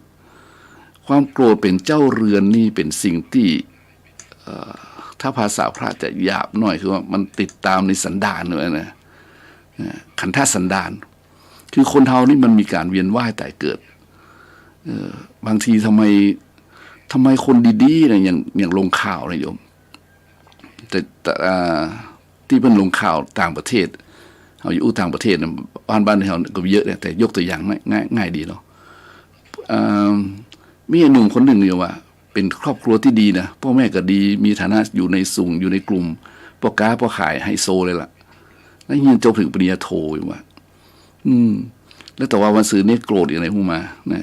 แค้นฝังหุ่นอย่างไรพวกมาเอาปืนไปยิงผู้บริหารชั้นสูงคนหนึ่งของเครือข่ายประกันเนี่ยสิอย่างเนี้ยนะตายตอนนี้มันตามยับได้หรือยังหรือไม่ได้ละฮะประมาณนั้นเพราะฉะนั้นนี่ก็คือความโกรธมันมาจากอย่างคุณแค้นมันทำไมต้องฆ่าจนตายนะโยมเนี่ยคือมันแฝงเร้นมันซ่อนงำมันแอบซ่อนอยู่ข้างในนะพอได้โอกาสมันเป็นปะทุขึ้นมาเมื่อมันเป็นไฟปะทุขึ้นมานี่มันก็ทำให้แสดงออกนะแสดงออกถึงความขาดความระงับยับยั้งนะขาดความระงับยับยั้งชั่งใจนะซึ่งเราจะเห็นข่าวทุกวันอ่ะคนยิงกันตายคนฆ่ากันตายเนาะในประเทศไทยในบ้านเมืองเรานี่ก็มีเยอะแยะมากมายนะเพราะฉะนั้นคนตายเพราะความโกรธ นะอย่างที่ลงข่าว ที่ตำรวจดีก็มีเยอะนะตำรวจดีก็มีเมื่อเป็นปนกันธรรมดาไปซ้อมคนผิดนะหมายว่าเข้าใจผิดโอ้โหแต่นี่เรื่องเป็นเรื่องยาวใหญ่โตเลยโยมคงฟังข่าวเนาะมันเกิดจากความอะไรนี่แหละมันความโกรธเองสักอย่างมันโดนบันดาลนะเพราะฉะนั้นเรื่องนี้นอกจากเราจะพยายามรู้ทันมาแล้วนี่เราต้องฝึกนิสัยใจคอของเรานะคือเจริญพรหมวิหารนะเจริญพรหมวิหารนี่ดีที่สุดคือเจริญเมตตาคือฝึกว่าจะมันเกิดขึ้นในขณะนั้นนะมันเกิดขึ้นขณะนั้นแล้วเจริญเมตตาในขณะนั้นมาตันนะมันต้องฝึกไปเรื่อยๆนะมันต้องรู้จักเพราะว่าเมตตาจิตมิจฉาจิตเอ็นดูเขากรุณาอยากจะช่วยเขาปนทุกข์แผ่เมตตาเป็นสุขเธอนี่นะมันต้องฝึกต้องหัดนะต้องบ่มเพาะนะต้องบ่มเพาะลักษณะเมตตาต้องบ่มเพาะเป็นคนที่ชอบบ่มเพาะในการในการแบ่งปันแล้วก็พยายามเข้าใจคนอื่นให้อภัยคนอื่นเนี่ยเห็นไหมถ้าเข้าใจคนอื่นให้อภัยคนอื่นอยู่เรื่อยนี่ก็จะทำให้จิตใจมันอ่อนโยนลงนะอ่อนโยนลงกลายเป็นเมตตากลายเป็นกรุณานะแล้วก็พยายามนะที่จะเรียกว่าบาอาฆาตนะบาอาฆาตถ้าทำได้บ่อยๆนี่เนี่ยเขาระงับด้วยเมตตาของเขากรุณาของเขาอีเนี่ยแผ่เมตตาทุกวันนี่นะแผ่ด้วยใจเนี่ยมันจะว่ามันจะเหมือนละอ่อนมันท่องแผ่เมตสัพเพสัตตาสุขิตาโหนตุใจนะมันต้องแผ่ด้วยใจนะต้องตั้งใจคิดถึงภัยคิดถึงคนที่อยู่คนที่จากไปคนรู้จักบ่รู้จักแล้วก็คนที่ฮักคนที่จังนะแล้วก็ไปถึงพูดผีปีศาจสัตว์เดรัจฉานทั้งหลายนะพยายามแผ่ด้วยใจว่าจงเป็นสุขเถิดอย่าได้มีเวรมีกรรมซึ่งกันและกันเลยจงเป็นสุขเถิดนี่นะแต่ว่าใจมันจะก้อยๆซึมซับรับเอาเมตตาจิตเข้าไปแต่ถ้าจู่ๆมาจะมาแผ่เมตตาอะไรนะมันมาเป็นคือมันกระด้างใจมันกระด้างเพราะฉะนั้นไผ่ที่มีลักษณะความโกรธเป็นเจ้าเรือนนี้เนอะก็ขอให้มีเมตตาแผ่เมตตาบ่อยๆนะที่คิดว่าเขาก็รักตัวกลัวตายนะเราก็รักตัวกลัวตายเหมือนกันเขาก็รักสุขเราก็รักสุขเขาเกลียดทุกข์เราก็เกลียดทุกข์นะเห็นคนเป็นคนนี่นั่นก็เห็นคนเป็นคนนะสุ่ม4สุ่ม5ถ้าบ่มีเมตตาจิตนี่มันเอาทีเดียวเลยโยมนะกิเลสนี่มันเอาทีเดียวเลยความโกรธนี่ตัวที่1เนี่ยมันซ่อนอยู่ข้างในถ้าไผ่ระงับยับยั้งได้มันก็จะทำให้อย่างมันดีขึ้นเนาะ2มัคคะตะกี้เสียงว่ามัคคะนี่หมายถึงความลบหลู่คุณท่านลบหลู่คุณท่านในที่นี้คือการบ่รู้จักบุญคุณที่ผู้อื่นทำไว้แก่ตนเป็นคนที่ขาดความกตัญญูกตเวทิตาธรรมคิดแต่จะลบล้างคุณความดีของคนอื่นที่มีต่อตัวเก่านะแล้วก็เป็นคนที่นั่นแหละนะกระด้างมัคคะนี่กระด้างคืออย่างพ่อแม่มีพระคุณเนี่ยพ่อแม่มีพระคุณเนาะเพิ่นบอกว่าบุพการีชนกตัญญูกตเวทีเนี่ยเป็นบุคคลหาได้ยากนั่นก็บุพการีชนก็คือคนที่ฮือเฮาก่อนเช่นบิดามารดานะครูบาอาจารย์พระมหากษัตริย์พระพุทธเจ้าเนี่ยคนกลุ่มเนี่ยที่ฮือโดยว่าบางผลเพิ่นเฮาว่าบุคคลหาได้ยากบุคคลที่หาได้ยากในตำราว่าอันบุคคลหาได้ยากคือบุพการีชนคือคนฮือก่อนฮือโดยว่าบางผลอย่างแรกที่สุดนี่ก็คือบิดามารดานี่ก็ฮือโดยว่าหวังผลตอบแทนครูบาอาจารย์ก็เหมือนกันอย่าคิดว่าครูอาจารย์เปิ้นเป็นข้าราชการเปิ้นเป็นครูเปิ้นนี่นะอันนั้นมันคนละเรื่องนะเป็นค่าตอบแทนดำรงชีพเนี่ยเป็นมีหน้าที่บางคนคิดว่าพ่อแม่มีหน้าที่ต้องเลี้ยงเฮาบางคนคิดไปอันน่ะครูก็มีหน้าที่สอนเฮาครูได้เงินเดือนเนี่ยบางคนคิดอันแต่นายม เนี่ยพระมหากษัตริย์โอ้ยก็คิดไปต่างๆแล้วนะสมัยนี้เป็นสมัยยุคนี้แล้วนี่ความจริงแล้วบุพการีบรรพชนของคนที่เป็นกษัตริย์เป็นทหารเสี่ยงเป็นเสี่ยงตายนั่นก็โยมอยู่บนหลังม้าหลังจ้างนะอยู่บนหลังจ้างหลังม้านี่ มันอันตรายเมื่อมันอันตรายมันอยู่อย่างนั้นได้นี่แบบเจ๊ว่าธรรมดามาเลยต้องฝึกต้องหัดนะฮะเนี่ยเพิ่งก็มีความเรียกว่าเอาชีวิตเข้าเป็นเดิมพันต่อสู้กับอริราชศัตรูทั้งหลายนะต่อมาก็กลายเป็นระบบเนี่ยเป็นระบบที่มีกษัตริย์ของบ้านของเมืองเป็นต้นอันนี้ก็มีพระคุณต่อเราเนี่ยโดยหวังผลตอบแทนเพียงแต่ว่าคือชาติประเทศอยู่เดียนเป็นสุขเถอะอันนี้แหละผู้นำพวกนี้แต่ท่านหนึ่งก็คือพระพุทธเจ้าเนี่ยโยมเป็นบุพการีชนเพราะพระองค์ทรงสละความสุขทั้งหลายทรงสละความสุขทั้งหลายเราต้องเข้าใจอย่างชัดเจนคือว่าโลกียสุขนี่มันเป็นตะปูตรึงใจนะมันเป็นลวดมันเป็นเชือกที่แน่นเหนียวมากนะแม้จะมีดาบเฉียนก้าจะมีไฟฮ้อนจัดขนาดไหนก็ไม่สามารถที่จะทำลายล้างไอ้เชือกรัดลึงตรึงใจนี้ได้นะเว้นแต่ปัญญาตัวเดียวนะ เว้นแต่ปัญญาตัวเดียวเพราะฉะนั้นโลกียสุขนี่หรือว่ากิเลสกามนี่หรือกามคุณนี่มันตามเรียกว่าตามธรรมตามอำนาจตามกำลังแล้วเนี่ยมันเป็นไฟที่แน่นเหนียวมากคำว่าอยู่ในโลกียสุขยกอย่างตัวอย่างพระพุทธเจ้าองค์ชายสิทธัตถะเนี่ยเจ้าชายสิทธัตถะนี่อยู่ในความสุขอยู่เสวยสุขที่ได้เสวยสุขก็เพราะว่าได้กระทำสิ่งที่ดีงามเรียกว่าบารมีนะสร้างบารมีมา12อสงไขยปลายแสนมากครับปริมิต30 ทัศเนี่ยท่านได้กระทำมาอย่างเต็มเปี่ยมหมดแล้วเนี่ย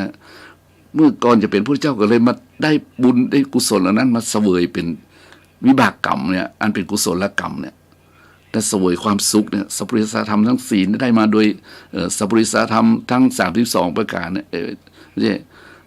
ลักษณะสัตบุรุษเนี่ยทั้ง32เนี่ยได้มาอย่างไม่ใช่ว่าบังเอิญนะด้วยการกระทำบำเพ็ญทั้งนั้นเลย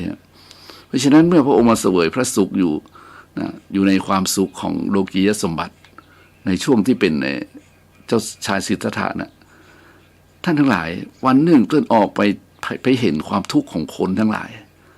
นะก็ตัดใจออกจากโลกียธรรมทั้งหลายความสุขทั้งหลาย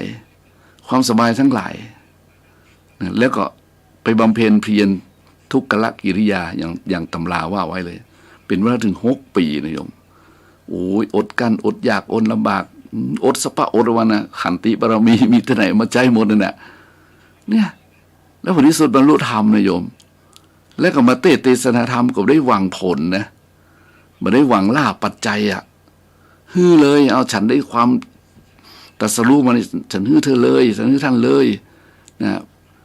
พระองค์ตถาคตฮือเลยเนี่ยเพียงขอฮือรู้จักคำว่านี่คือทุกข์นี่คือเหตุที่ดับทุกข์สมุทัยนี่ทางความดับทุกข์และนี่มรรคความดับทุกข์แล้วนี่ความเข้าไประงับดับทุกข์แล้วก็ทางดับทุกข์พระองค์แสดงโดยแบบหวังผลไงเพื่อที่ว่าเป็นคนที่มีบุญต่อเฮาก่อนเนี่ยมันหายากนะหายากนะโยมยิ่งเป็นพระพุทธเจ้านี่ถ้าอู้ถึงหมวดหนึ่งกับเจ้าของง่ายเลยจะเกิดมาเจอง่ายๆนะเพราะฉะนั้นบุคคลเหล่านี้จึงเป็นผู้มีคุณแก่เฮาคุณแก่เฮาฉะนั้นบุคคลทั้งหลายนะบุคคลทั้งหลายบุคคลที่จะด้อยค่าบิดามารดาใจคำสมัยนะบุคคลจะด้อยค่าบิดามารดาบุคคลจะด้อยค่าครูบาอาจารย์บุคคลจะได้ด้อยค่าพระมหากษัตริย์บุคคลจะด้อยค่าพระพุทธเจ้าพระธรรมพระสงฆ์นี่เป็นต้นเพราะฉะนั้นถ้าด้อยค่าแล้วคือเป็นบุคคลนี่แหละมัคคะนี่แหละนะเป็นประเภทนี้แหละคือขาดกตัญญูกตเวทิตาธรรมนึกออกเนาะงั้นบุคคลทั้งหลายเนี่ยมาเมื่อคิดถึงคุณของท่านแล้วเนี่ยก็ควรที่จะกตัญญูกตเวทิตาตอบแทนรู้คุณท่านแล้วนะรู้คุณโอ้ท่านได้มาอย่างยากลำบากอย่างบิดามารดาตัวอย่างง่ายบิดามารดาเลี้ยงเขามาปัจจัยง่ายท่านปัจจัยง่ายยากลำบากมากเลยเนี่ยยากลำบากมากเลยปัจจัยง่ายนะกว่าจะโตได้เนี่ยอยู่ในท้องก็ต้องรักษาคันเลยใช่ไหม ออกมาก็ต้องโหมีค่าโน่นนี่นั่นตลอดเลย จนบางคนบอกว่าพอแล้วเข็ดแล้วเนี่ยไม่ละโยมมันลำบากเลยเกินเลี้ยงลูกสมัยนี้ลำบากนะเพราะฉะนั้นกว่าจะเป็นเฮาได้วันนี้เนี่ยบิดามารดาลงทุนไปเท่าไหร่ลงแรงไปเท่าไหร่แต่อันอย่างเป็นพลังขับเคลื่อนความรักนะไม่ใช่ผลประโยชน์ตอบแทนความรักอยากให้บุตรธิดาเจริญเติบโตมาอย่างดีปลอดภัยเติบใหญ่ยังเป็นคนดีมีศักดิ์ศรีในสังคมเอาตัวรอดได้ในสังคมนะไม่ได้หวังผลตอบแทนสักน้อยสักนิดเลยนี่จึงเป็นพระคุณอันยิ่งใหญ่นะมหาศาลที่เราสามารถจะตอบแทนพระคุณบิดามารดาได้นะตามนี้ของทางพระพุทธศาสนานะแม้แต่พระองค์บอกว่าเอาบิดามารดามาบนนอนนั่งบนอยู่บ่าขวาและซ้ายนี่นะขับถ่ายอยู่บนนี้กินเวลาเป็น100 ปีนี่ก็สามารถจะทดแทนพระคุณบิดามารดาได้เสี่ยงเพราะฉะนั้นนึกถึงความลำบากของท่านฮือโดยบ่หวังผลเห็นไหมเพราะฉะนั้นเราก็ต้องพยายาม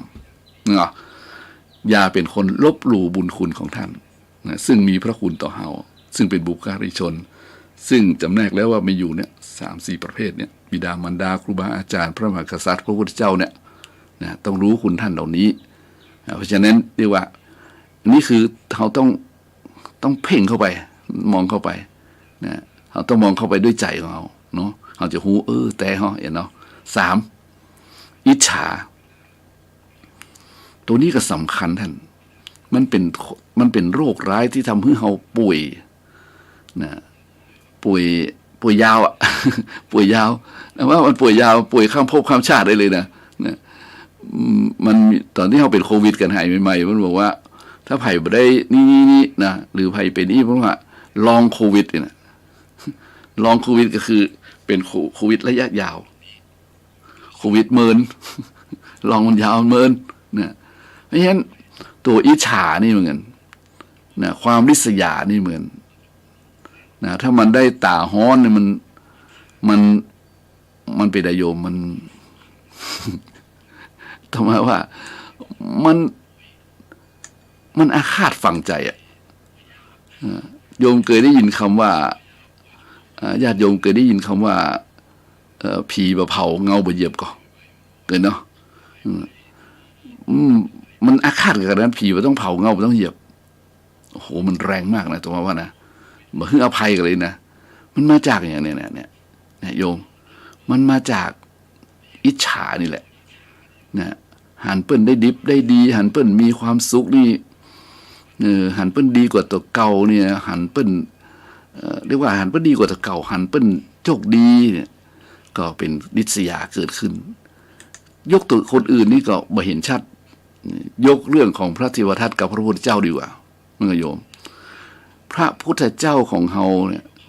ญาติโยมหลายกว่าจะเป็นพระพุทธเจ้าได้เนี่ยท่านบำเพ็ญบำเพ็ญบารมีเนี่ยในสังสารวัฏเนี่ยว่าเป็นพระโพธิสัตว์เนี่ยมายาวนานมากเหมือนกันแล้วต่อมาก็ญาติโยมก็คงจะได้ยินนะเรื่องพระเทวทัตนี่ก็เหมือนกับเรื่องว่ามีสีดำมีสีขาวเห็นชัดเนาะเพื่อนก็เป็นคู่แค้นชำระกันเหมือนกันนะมุมหนึ่งนี่นะต่อมามองมุมหนึ่งถ้าอย่างมองได้ดูเรื่องหนึ่ง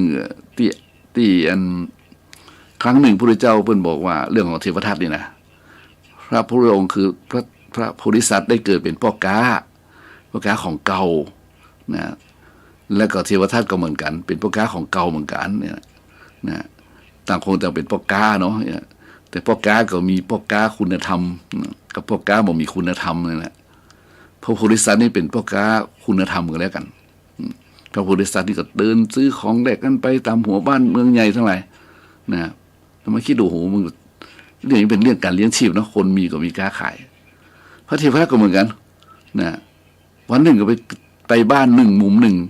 มันเป็นบ้านสภาพที่มองแล้วเหมือนกับต้องลงเรือข้ามฝั่งไปหมู่บ้านนี้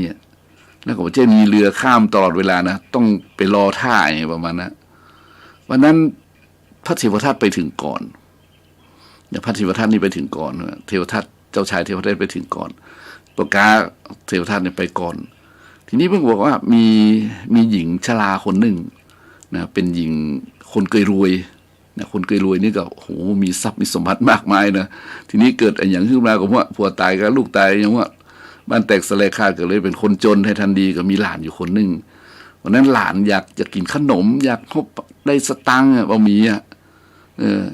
พอดีพ่อกาเทวทัตเนี่ยเดินไปถึงด้วยความสงสารหลานนะสงสารหลานก็เลยเอาสลุงคำมานะสลุงคำแต่แกก็โอ้เป็นสลุงคำนะแต่คำทองคำมันมือเนอะมันก็จะมนมองเนี่ยฮะนะเอามาแลกขนมนะเอามาแลกขนมกับเอาแลกสตังค์แลกขนมเนี่ยกับปอกาเทวทัตปอกาเทวทัตพอหันเนี่ยก็มันมีวิธีการเอาอย่างห้อยกรีดนั่นเดียวกับเราเป็นทองคำนะแต่ความโลภนี่ความโลภของเทวทัตนี่มันนักแล้วตอนนั้นนะความโลภนี่มัน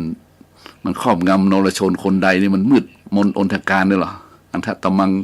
ตถาโหติยังโลโภสาเตนะรังความโลภเข้าครอบงำนรชนคนใดก็เกิดความมืดขึ้นมาอยากได้ของเปิ้ลได้ทุกบอกโอ้ยยายนี่มันสลุงมันมีค่าแล้วขันทองเหลืองขันธรรมดายายก็หูละอ๋อไอหมอนี่มันร้ายกาจอันบอกเนี่ยประมาณนี้ต่อมาก็มาพระโพธิสัตว์มาเนี่ยมารอบสองคนที่สองตัวมาคือพระโพธิสัตว์พระโพธิสัตว์บอกโอ้ยายนี่มันขันทองคำนะนี่มันทองคำของผมมดเนี่ยมดเนื้อมดตัวมันยังมาสามารถจะเทียบราคาของยายได้เลยคุณยายบอกโอ้ยพ่อหนุ่มเป็นคนที่เจริญพ่อหนุ่มเป็นคนมีใจตรงเหมือนพ่อค้าคนตะกี้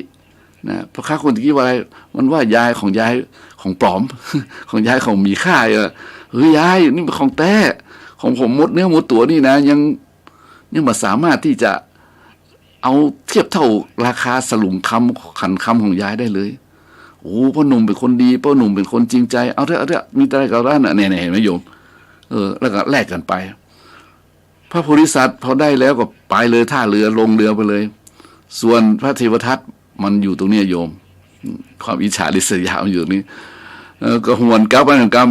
นะหวังว่าจะเอาขันทองคำแต่ราคาถูกๆผมมาถึงก็โดนยายด่าแหละมึงอ่ะโอ้ปากกาอีก็มีตัวเฮงสวยไปไกลๆประมาณนี่สำนวนของต่อมาเลยปากกานี่บดีแล้วมีความนี่ไปแล้วมีไหนละคันอ่ะปุ้นปากกาคนที่สองที่มาไปแล้วปุ้นเป็นใจดีนะฮือเพิ่นไปแล้วเนี่ยโอ้ความเดือดร้อนแสนสาหัสเกิดที่ใจนะอิจฉาริษยาขึ้นมาเลยเกิดความตั้งจิตอธิษฐานขอเป็นเวรเป็นกรรมกันทุกภพทุกชาติจนถึงพระนิพพานคนเนี่ยตรงนี้น้อยเดียวโยมตรงนี้น้อยเดียวเนี่ยมันเป็นหันเปิ้นได้ดีกับเพราะเปิ้นมีจิตเป็นคุณธรรมเนาะเปิ้นมีใจเป็นธรรมเมื่อเปิ้นมีใจเป็นธรรมเปิ้นก็ได้ของดีไปเมื่อได้ของดีตัวเป็นใจอธรรมเนี่ยมันยกตัวอย่างง่ายมากท่านเนี่ยตัวนี้นะพอตัวบัดได้เนี่ยมันเอาละเกิดความเดือดร้อนพุดโตยแบบตันละเปิ้นลงเรือหันหลังรีบๆเลยไปข้ามไปฟังพุ่นแล้วก็อยู่ตั้งจิตอธิษฐานอาฆาตพยาบาททุกภพทุกชาตินะด้วยความริษยาด้วยความอาฆาตพยาบาทตัวล่าพระพุทธเจ้า ไม่ใช่ตัวล่านะตัวเรียกว่าด้วยแรงเวรแรงกรรมนะไม่ใช่ตัวล่านะโยมด้วยแรงเวรแรงกรรมที่ทำครั้งนั้นเนี่ยก็เลยกลายเป็นศัตรูพระเจ้าโดยน่าเสียดายเลยทั้งที่เกิดมาเป็นเจ้าชายที่พระราชตระกูลกษัตริย์เลยนะได้บวชนะมีฤทธิ์โอ้ผลที่สุดกรรมมันมาถึงโยมเฮาอย่าโทษพระเทวทัตว่าอย่างนี้เกิดอะไรเป็นแรงกรรมแรงอธิษฐานฮะแล้ววาสนาท่านจะได้เป็นพระอรหันต์เตื้อเพราะฉะนั้นนี่แหละญาติโยมมันเป็นเรื่องที่น่าคิดมากดังนั้นเป็นว่าควรชำระความอิจฉาริษยาหรือว่าทำลายเชื้อไข้ตัวเนี้ยด้วยการมีมุทิตามุทิตาจิตนะมุทิตาจิตเนี่ยยกตัวอย่างเรื่องตะกี้เนี่ยสมมุติว่าพระเทวทัตหันพระโพธิสัตว์ได้ไปแล้วนะโอ้ถ้ายินดีนี่นะถ้ายินดีนี่เนาะมันอย่าเปลี่ยนมุมเลยมันอย่าเปลี่ยนมุมเลยถ้ายินดีเนี่ยยินดีกับท่านเนี่ยโอ้ยมันจะเปลี่ยนมุมเลยโยมเฮานี่บัดดีเนี่ยเฮาเป็นคนอิจฉาริษยาเฮาเป็นคนขี้โลภจะโลภรับเอาของยายเนี่ยจะไปหลอกยายเนี่ย ถ้ามุมคิดมันเปลี่ยนไปนี่นะมุมคิดเปลี่ยนไปการกระทำก็เปลี่ยนไปนะไม่ก็โยมเพราะความคิดมันเปลี่ยนไปถ้ามันคิดบวกนะคิดบวกคิดดีมันก็กลายเป็นว่าพูดดีและกระทำดี นี่สำคัญตรงนี้ว่าพอคิดบวกปุ๊บมันก็คิดดีทำดีเลยอ่ะมันคิดลบมันก็จบเลยใช่ไหมมันก็พูดลบทำลบไปเลยอย่างถึงวันนี้โลกมันป่วยอะโยมว่าสมมติมันป่วยนะ แทนที่มันจะคิดบวกมันคิดอ่ะมันคิดลบอ่ะนั่นมันคิดลบมันคิดทำร้ายตัวเก่าก่อนเมื่อเนี่ยโดยตัวนี้แหละที่เพื่อนว่าสั่งกิเลสเนี่ยสั่งสกิเลสละเอียดอ่อนมากนะซึ่งเป็นตัวอิจฉาริษยาถ้ามันอยู่ในไข่นักๆนี่อยู่ในคนใดนักๆนี่นะมันอยู่หลายๆเต็มเนื้อเต็มตัวนี่โยมมันอยู่ในใจเต็มหมดนี่นะในเนื้อที่มันมี 100% เลยเนาะถ้าตัวริษยาอิจฉาก็ดีตัวมัคคะก็ดีตัวโกธาก็ดีเนี่ย3ตัวเนี่ยถ้าเข้าไปอยู่ในนั้นเต็มหัวใจนะโอ้โหโยม เพื่อนว่าอย่างนั้นเพื่อนไวรัสอยู่ในเครื่องของคุณนี่นะถ้ามันไวรัสอยู่ในเครื่องของคุณเครื่องคุณจะพังนะ น้องนี้เปรียบเทียบง่ายๆนะเพราะฉะนั้นนี่ถ้าคนใดบ่มีถ้าคนใดเบาบางนะครับต้องบ่มีเนาะเบาบางดีกว่าเบาบางจากความโกรธนะครับเบาบางจากความแข่งกระด้างลบหลู่คุณท่านเบาบางจากอิจฉาริษยาได้นิยมมันก็เหมือนกับว่าฮาร์ดดิสก์ฮาร์ดดิสก์ของเขาเนี่ยเนื้อที่ของเขาในคอมของเขาเนี่ยมันยังมีความว่างอยู่นะครับมันสามารถเติมสิ่งที่ดีๆได้หรอเพราะฉะนั้นอันนี้เป็นสิ่งที่น่าคิดมากสำหรับคนที่ป่วยไข้อยู่ทุกวันนี้ลองคิดดูดิลองคิดดูนะไอ้นะธรรมะมักจะบอกเลยนะแล้วตัวที่4นี่นะเทียไข้ตัวนี้คือมัจฉริยะอันนี้ก็เป็นความตระหนี่นะมัจฉริยะความตระหนี่ทีเหนียวความห่วงแหนเสียดายบักกล้าฮื้อบักกล้าแบ่ง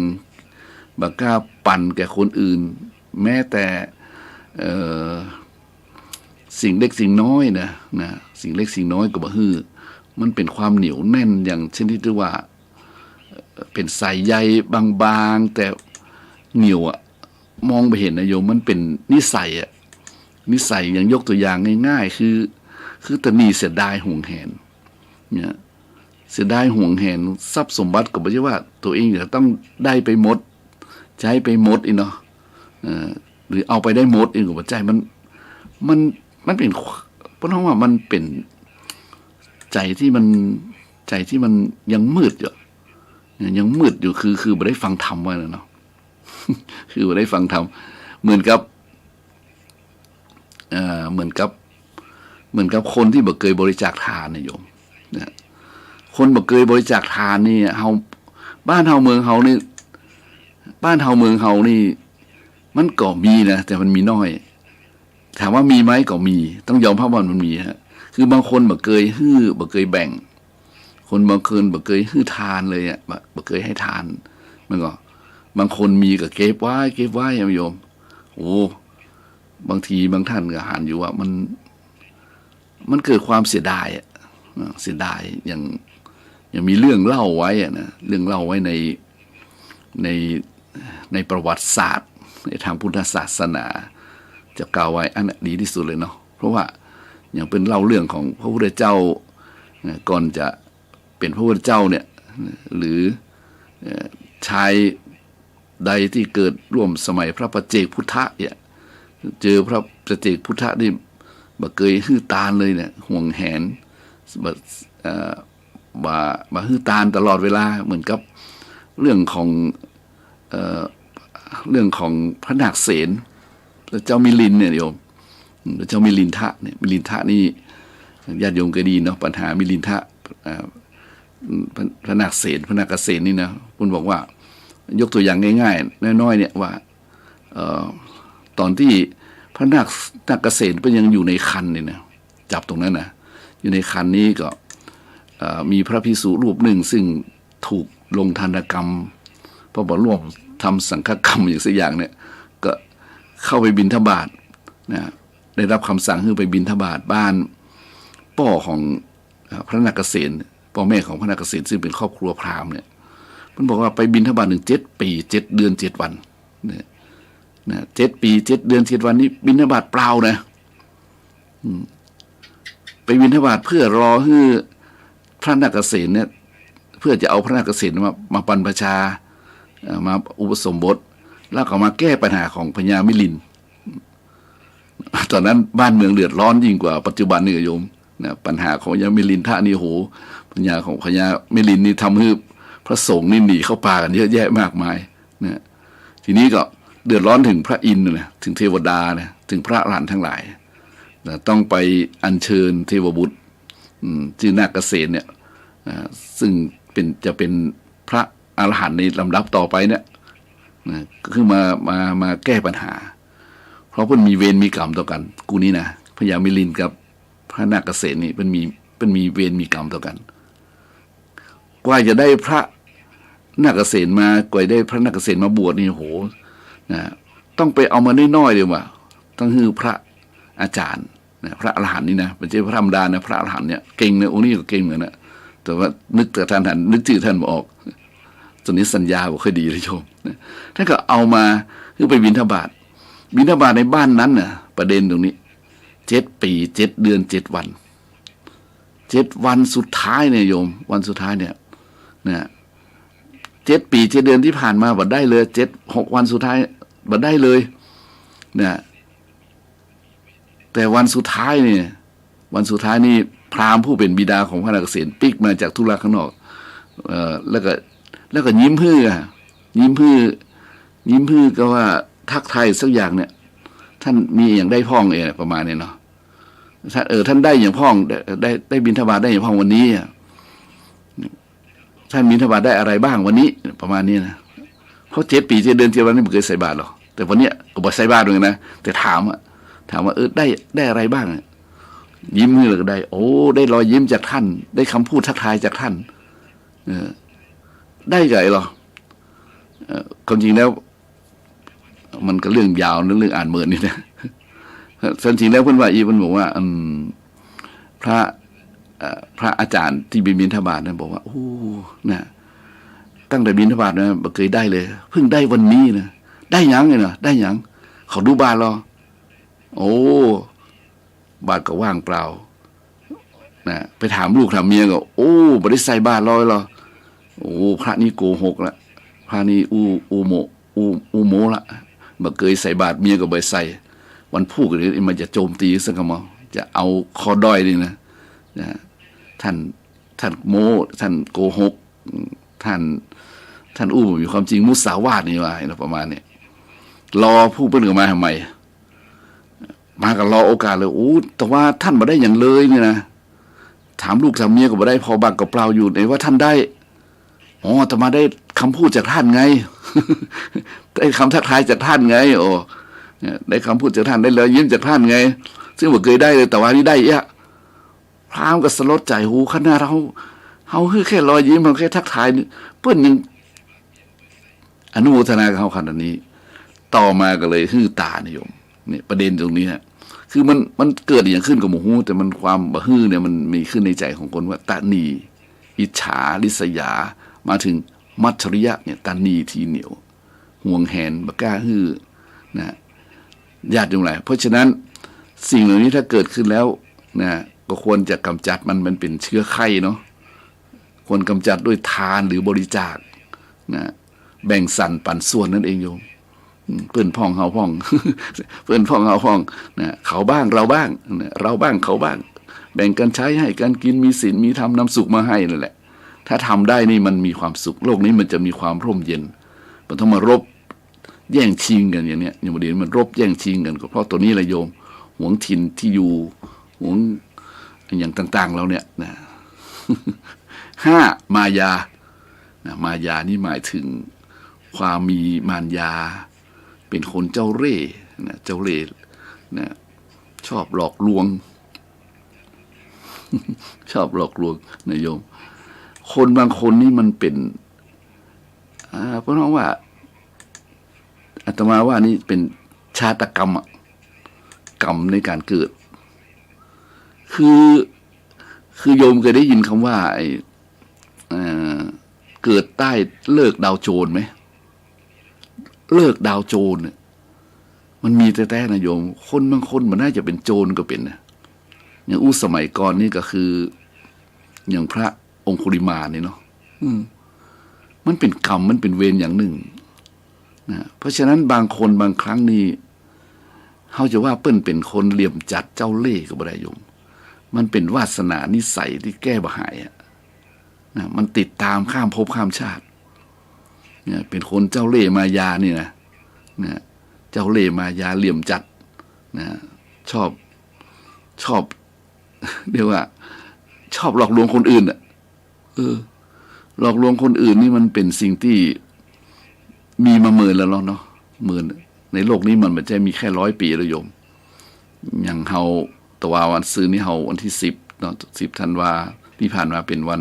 รัฐธรรมนูญเนี่ยเพียง92 ปีเองมันก็ยังมีอย่างเปลี่ยนแปลงมากมายเห็นไหมโยมมันมีการเปลี่ยนแปลงมากมายเรื่องทั้งพฤติกรรมของคนเนี่ยเปลี่ยนแปลงมากมายเลยสังคมเศรษฐกิจตลอดจนถึงสถานภาพทั้งหลายเนี่ยสิ่งต่างๆนี่มัน100 ปียังมาถึงเลยมันเปลี่ยนแปลงขนาดนี้โยมเราต้องคิดไกลเลยเราคิดตั้งแต่รัชกาลที่7มาเนี่ยนะเราเห็นว่าโอ้โห92 ปีที่พระองค์ประทานรัฐธรรมนูญนี่มาโอ้เฮาก็ยังเป็นคนธรรมดาเลยเนาะถ้าอู้ถึงคำสอนของพระพุทธเจ้าซ้ำลึกซึ้งกว่านั้นโยมพระองค์ทรงเป็นสัพพัญญูเนาะคำสอนของพระองค์นี่เป็นความจริงตรงหมดทุกประการนะและก็เป็นอยู่อย่างนี้แล้วก็จะเป็นไปอย่างนี้นะจนถึงที่สุดวันในญาติโยมแหละนะถึงนิพพานเนี่ยโลกจะเปลี่ยนแปลงขนาดไหนแต่คำสอนธรรมะคำสอนของพระสัพพัญญูของพระอรหันต์นี้จะบอกเปลี่ยนแปลงนะทุกข์ก็คือทุกข์นะสมุทัยคือสมุทัยนิโรธคือนิโรธมรรคก็คือมรรคไปอยู่นั่นแหละนะทุกขังอนิจจังทุกขังอนัตตาก็เป็นอยู่อย่างนั้นนะมันเป็นสัจจะของมันในตัวเพราะงั้นก็ยังเป็นอย่างนี้อยู่โยมนะอันนี้ก็คือว่าวาสนาบารมีของแต่ละคนนั้นนะมันมาแบบเท่ากันนะบุพกรรมมันไม่เท่ากันนะบุพกรรมนี่มันมาแบบของใครของมันอ่ะบุพคือเบื้องต้นกรรมที่ทำให้เบื้องต้นเนี่ยมันส่งเสริมมันสนับสนุนนะบางคนก็เป็นคนใจโปร่งโล่งบ่มีมายาสาไทยอย่างซักอย่างนะเป็นคนที่ดีก็มานึกถึงเปรียบเทียบนะนึกถึงที่พระองค์ทรงแสดงธรรมเนี่ยพระองค์ทรงแสดงธรรมให้แก่ประชาชนคนมากหลายทั้งหญิงทั้งชายทั้งหนุ่มทั้งแก่เนาะแล้วหลังจากฟังธรรมแล้วนี่ก็ขณะที่ฟังธรรมหลังจากขณะที่ได้ฟังธรรมนั้นเนี่ยพระอานนท์ก็สังเกตเห็นคนที่มีอาการต่างๆนะนี่เปรียบเทียบเหมือนคนมายาเจ้าเล่ห์นะโยมมันคือคนที่ฟังธรรมพระอานนท์สังเกตบางคนโอ้ตั้งแต่ต้นจนอวสานแห่งธรรมตั้งจิตดิ่งประนมมือนั่งนิ่งตรงเป๊ะนะบขยับขยายบคล้ายเคลื่อนอินทรีย์ร่างกายอย่างเนี่ยแต่บางคนเนี่ยพอคนประเภทที่2เนี่ยขยุกขยิกนะลุกลิกนะมือไปอยู่นิ่งนะคนประเภทที่3นี่ก็คุยเสียงกระซิบกระซาบต่อหน้าพระพักตร์นะคนที่4ก็นอนรับเฉยเลยนะคนที่5ก็นั่งขีดเขียนอยู่ไปเลยขีดแผ่นดินตาดูฟ้าดูดาวทำเป็นแบบหมอดูเหมือนนั้นก็ไปถามพระองค์หลังจากฟังธรรมแล้วเสร็จเนี่ยวาสนาบารมีมีจริงๆนะมองตรงนี้นะพระองค์ก็บอกว่าโอ้ดูก่อนอานนท์เฮ้ยคนที่นั่งตัวตรงเป๊ะฟังเทศฟังธรรมตั้งแต่ต้นจนอวสานฟังตถาคตอย่างดีนี้นะเป็นคนที่ฝึกหัดเป็นคนที่บ่มเพาะวาสนาบารมีเป็นพราหมณ์มาแล้ว500 ชาตินะนิสัยมหายนิสัยมหายไปไหนเลยเป็นวาสนาบารมีเป็นบ่มเพาะมาอย่างดีเลยด้วยการกระทำอย่างนั้นเป็นเวลายาวนานเนี่ยมหายก้าวไก่ไม่ได้เป็นมนุษย์เนี่ยได้มาฟังธรรมวันนี้นี่คือลักษณะเดิมที่บ่มเพาะมาแล้วแต่ที่คุยกันนั่นก็คือพวกลิงมาเกิดเป็นลิงมา500 ชาตินะที่คุยกันนะเสียงจ๊อกแจ๊กจ๊อแจ๊นะเป็นใจที่เย็น ที่มือขยุกขยิกนะเป็นลิง500 ชาตินะแล้วที่คุยกันนั่นก็ท่อเป็นนกกระจาบนกกระจิบมาแล้ว500 ชาตินะวาสนาบารมีมาหายเลยแล้วที่นอนรับก็เป็นงูมาแล้ว500 ชาตินะที่มือขีดเขียนมานะทั้งหลายทั้งปวงนี่ตามองฟ้าหน้าเพ่งดาวเพ่งอย่างคือเป็นโหราจารย์มาแล้ว500 ชาติอันนี้ย่อๆโยมฟังเพียงที่เห็นว่านี่คือมันเป็นวาสนาบารมีติดตามรามตัวมาบางคนเป็นมายาโดยกำเนิดเป็นคนเจ้าเล่ห์นะโยมเหลี่ยมจัดนี่นะเห็นไหมคดีต่างๆที่มันเกิดขึ้นเนี่ยคดีอย่างที่มันโหที่ดาราโดนเขาเป็นพวกคดีนะโยมไม่ธรรมดานะแต่ว่าก็มองนี่มันเกิดใต้เลิกดาวโจรว่ะหรือต้องเป็นคนแบบนี้หรือกรรมมาอย่างทำให้เขาต้องเป็นแบบนี้ทั้งที่ได้มาชาติดีนะเนี่ยกลายเป็นคนที่นี้ไปอย่างเสียดายเลยโยมเพราะฉะนั้นท่านบอกว่าถ้าลักษณะนี้เกิดขึ้นกับไผ่เนี่ยความมายาเนี่ยจะต้องเป็นคนที่ตั้งจิตปฏิบัติอย่างเด็ดเดี่ยวเนี่ยคือเป็นฝึกหัดให้เป็นคนซื่อตรงนะซื่อตรงอย่างไรก็ได้ตรงต่อเวลาตรงต่อหน้าที่นะตรงต่อวาจาที่ถ้าปากไปแล้วเนี่ยนะตรงต่ออย่างแล้วแต่เนี่ยถ้าฝึกหัดเป็นคนตรงได้เนี่ยตรงต่อเวลาตรงต่อหน้าที่ตรงต่อการกระทำตรงต่อคำที่พูดนะและจะเป็นคนที่ต้องฝึกอยู่เรื่อยๆนะด้วยไปเห็นแก่เนี่ยอย่างเช่นคดีคอร์รัปชันทั้งหลายคดีอย่างที่มันเกิดขึ้นจากเรียกว่าอย่างที่เป็นว่าช่อราชบังหลวงนายโยมเห็นไหมเนี่ยช่อราชบังหลวงเนี่ยมันก็เป็นมายาอย่างหนึ่งนายโยมเนี่ยคอร์รัปชันนี่ก็เป็นมายาอย่างหนึ่งนะเพราะฉะนั้นจะต้องฝึกให้เป็นคนซื่อตรงหันของคนอื่นต้องมีสติสัมปชัญญะต้องบ่อยากได้ต้องบ่อยากได้ต้องบ่อยากได้อะต้องคิดว่าของเขาไม่ใช่ของเรานะนี่เป็นของหลวงไม่ใช่ของราชนี่เป็นต้นอย่าประมาทนะอย่าให้มันเป็นอย่าให้กลายเป็นทาสของทรัพย์สมบัติชื่อเสียงเงินทองลาภสักการะอย่างมีข้อเขียนท่านหนึ่งเปิ้นฮือแก่ผู้ที่ฝึกหัดตนเป็นคนซื่อตรงนี่นะเปิ้นเขียนเป็นเปิ้นเขียนเป็นคำจริงๆไว้นะเป็นคำเป็นธรรมะเลยเปิ้นบอกว่าเป็นหนังสือที่เปิ้นอยู่ในตรงนี้พอดีเลยเปิ้นว่ามนุษย์ในโลกนะพากันดิ้นรนไขว่คว้านะเพียงเพื่อลาภสักการะชื่อเสียงจอมปลอมอันเปรียบดังฝุ่นธุลีลมพัดก็จางหายโลกเหมือนเวทีกว้างปิดฉากพลันสิ้นสูญคราวอยู่ไม่น่าหลงคราวตายไม่น่าหวั่นหมดห่วงก็หมดทุกข์จิตใจย่อมเป็นสุขสงบชั่วนิรันดร์มันก็ฟังยากอยู่แต่หมายความว่านะคนเฮาอย่าไปลุ่มหลงกับลาภยศสรรเสริญจนเกินไปนะถ้าไปหลงกับลาภยศสรรเสริญแล้วจะกลายเป็นคนบ่ซื่อตรงต่อธรรมะและอุดมการณ์ญาติโยมหลายเพราะฉะนั้นเฮาท่านทั้งหลายก็ต้องพยายามพยายามหรือว่าฝึกหัดนะเพื่อเป็นอุปนิสัยเป็นวาสนาบารมีต่อไปเนาะและแถมประการหนึ่งว่าสาธยะนี่คือหมายถึงความมักอวดนี่ที่เห็นถึงความเป็นไข้ป่วยในโลกนี้นะโยมนี่ก็ถือว่าเป็นไข้เชื้อไข้นะเป็นเชื้อโรคนะความมักอวดนี่นะมักอวดนะพูดจาเป็นภาษาไทยะเนี่ยอวดของตนดีกว่าของคนอื่นนั่นแหละยกตนข่มท่านนั่นแหละดีอย่างโน้นดีอย่างนี้เนี่ยนะเพราะว่าความอวดดีนี่มันนะมันมีเหมือนกันคู่คนนะโยมเพราะว่าทุกคนก็ต้องการโชว์มึงต้องการโชว์นะต้องการโชว์ให้คนอื่นเห็นว่าตัวเองเก่งอย่างโน้นเก่งอย่างนี้มันเป็นธรรมดาของปุถุชนคนธรรมดานะแต่เมื่อความอวดดีเกิดขึ้นถ้าเกินไปนี่เป็นว่าสาไทยะมักจะอวดยกย่องเยินยอนะตัวเก่า คือเป็นคนอวดดีอ่ะอวดดีแบบได้มองถึงความดีของคนอื่นเนี่ยซึ่งมันเป็นเชื้อไข้แต่ว่าเป็นเชื้อไข้เป็นกิเลสร้ายจริงๆนะตรงนี้นะฮะมันจะเกิดเพราะน้องว่าจะเกิดมามองคนอื่นหรือมองคนอื่นต่ำกว่าตัวนะมาเท่าตัวเกิดดูหมิ่นดูถูกคนอื่นไปปัญญาของตัวเองอย่างอันนี้ไปเนี่ยตัวนี้นี่ละเอียดมากโยมสาธยะนี่นะบางทีผมหูตัวนะเราจะเห็นคนปัจจุบันนี้นะที่เราได้ยินคำว่าพูดดีใส่ตัวเอาชั่วใส่คนอื่นเนี่ยเนาะเพราะฉะนั้นเรื่องนี้มันเป็นเรื่องของเชื้อมลทินเป็นสังกิเลสอะนะกิเลสที่มัน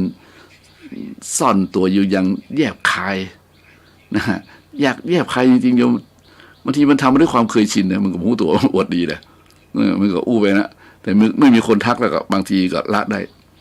ฉะนั้นถ้าไผ่เกิดอาการอย่างนี้ขึ้นมาเนี่ยเพิ่งก็บอกว่าจะต้องละด้วยอัตตัญญุตานะว่าเพิ่นบอกว่าเมื่อความอวดดีดื้อถือรั้นเกิดขึ้นควรละด้วยอัตตัญญุตาคือรู้จักประมาณตนแล้วก็อ่อนน้อมถ่อมตนอัปปัจจายนะ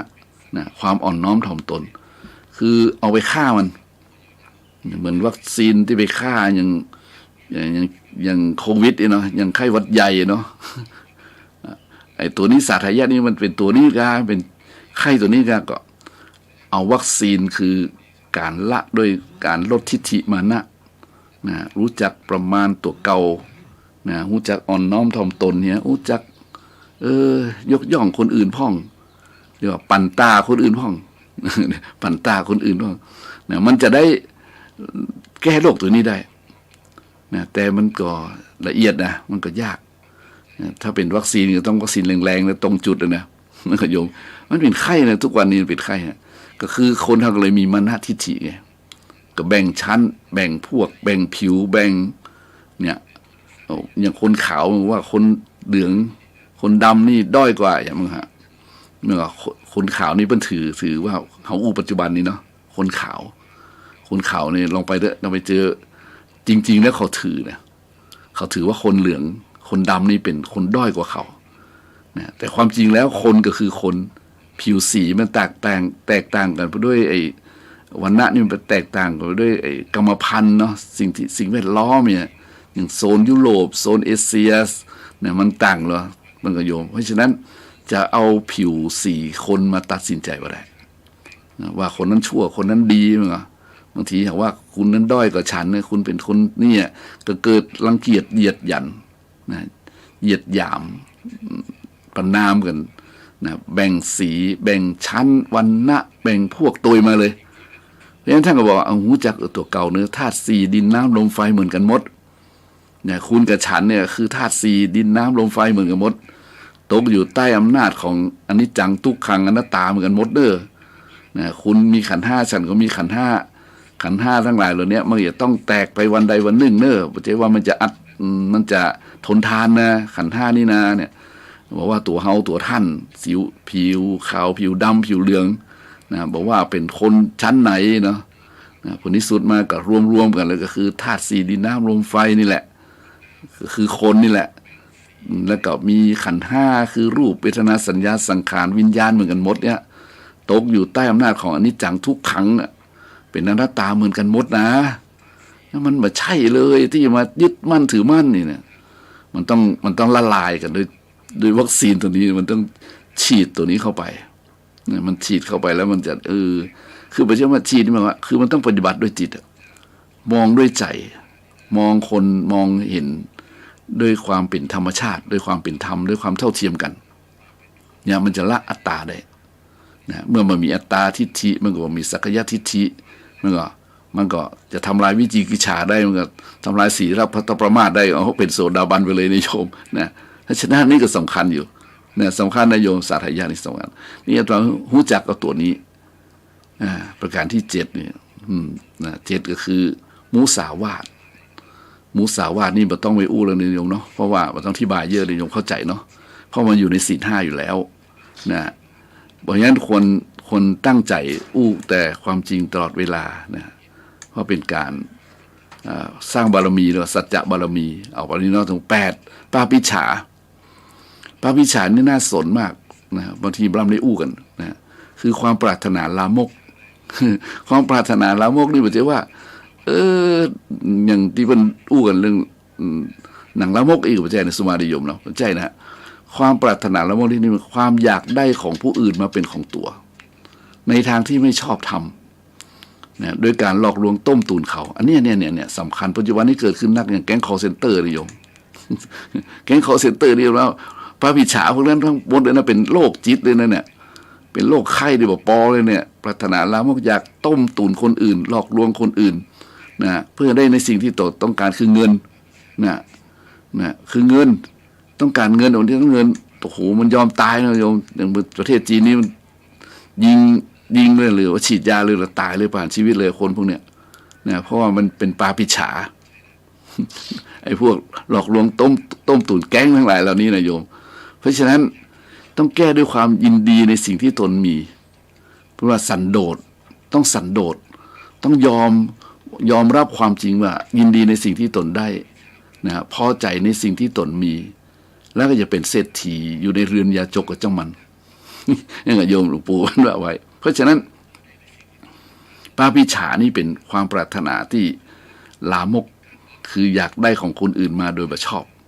อบทำไปหลอกลวงต้มตุนเขาไปล่อลวงคนอื่นหมู่แก๊งทั้งหลายนะเอาละสุดท้ายนะโยม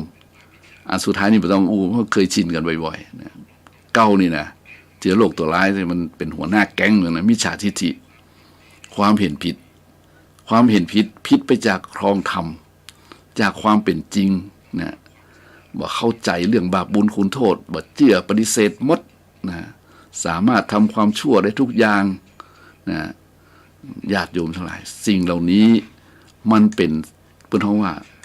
สั่งกิเลสนะ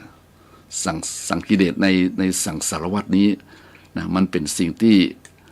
มันนอนเนื่องในสันดานซึ่งเฮาก็อาจจะบะหูตันเล่กลมันเฮาก็อย่าไปโทษโน่นโทษนี้นะเฮาก็จะไปเรียกว่าโทษนะไปโทษคนนั้นคนนี้ความจริงแล้วกิเลสมันป่าไป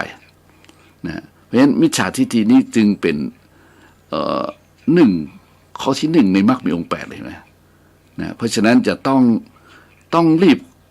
บทำความเห็นที่ตรงนะต้องศึกษาเรื่องบาปบุญคุณโทษต้องศึกษาเรื่องการเวียนว่ายตายเกิดต้องเข้าใจของคนที่มีกิเลสมีกรรมมีวิบากนะต้องยอมต้องมีศรัทธาต้องศึกษาต้องเพื่อเกิดความปัญญาไงโยมเพราะบางทีไปเห็นกงจักรเป็นดอกบัวไปเลยเฉยไปน่าเสียดายนะน่าเสียดายมากเลยบางคนเป็นอันเดียวเลยนะเพราะฉะนั้นวันนี้ก็เลยนำมาต่อเรื่องโรคป่วยคนป่วยนะเยียวยาด้วยธรรมโอสถนี่นะที่ต่อมาจากแต่เจ้าเนี่ยนะมาบอกให้ญาติโยมได้รู้ได้เห็นว่าในความจริงแล้วมันมีเชื้อโรคเหล่านี้คือมีโกฏะมีมัคคะมีอิจฉามีมัจฉริยะมีมายามีสาไถยะมีมุสาวาทมีปาปิจฉาแล้วก็มีมิจฉาทิฏฐิเหล่านี้มันเป็นมลทินมันเป็นสิ่งที่เรียกว่าทำให้เกิดความเสียหายทำให้บุคคลทั้งหลายเศร้าหมองเป็นมละคือมลทินทั้งภายนอกภายในทำให้เกียรติยศศักดิ์ศรีมัวหมองไปอันนี้ฝากมือคิดเนาะฝากมือคิดวันนี้ก็ขออนุโมทนากับทางสถานีวิทยุคลื่น 104.5 อาจารย์พระครูสมุวิศวัตรวรกิจโจนะครับวันนี้พร้อมด้วยทีมงานแล้วก็ขออนุโมทนากับญาติโยมทั้งหลายที่ได้ตั้งจิตตั้งใจฟังเนาะวันนี้เป็นธรรมะมาแตนท่านอาจารย์พระครูสิริอมราภิรัตน์โยมวันนี้เพิ่นลาป่วยจริงๆหรือว่าลาติดธุระขัดข้องนะเนาะฉะนั้นก็ขออนุโมทนาสาธุการบุญกุศลอะไรที่เกิดขึ้นแล้วก็ขอย้อนสะท้อนไปกับปกปักรักษาคุ้มครองท่านในสถานีท่านญาติโยมทั้งหลายอยู่ดีสบายเนอะสุขกายสุขใจเสริมด้วยอายุวันนะสุขะพละธนสารปฏิภาณสมบัติเหมือนกันทุกท่านทุกคนเถิดเจริญพร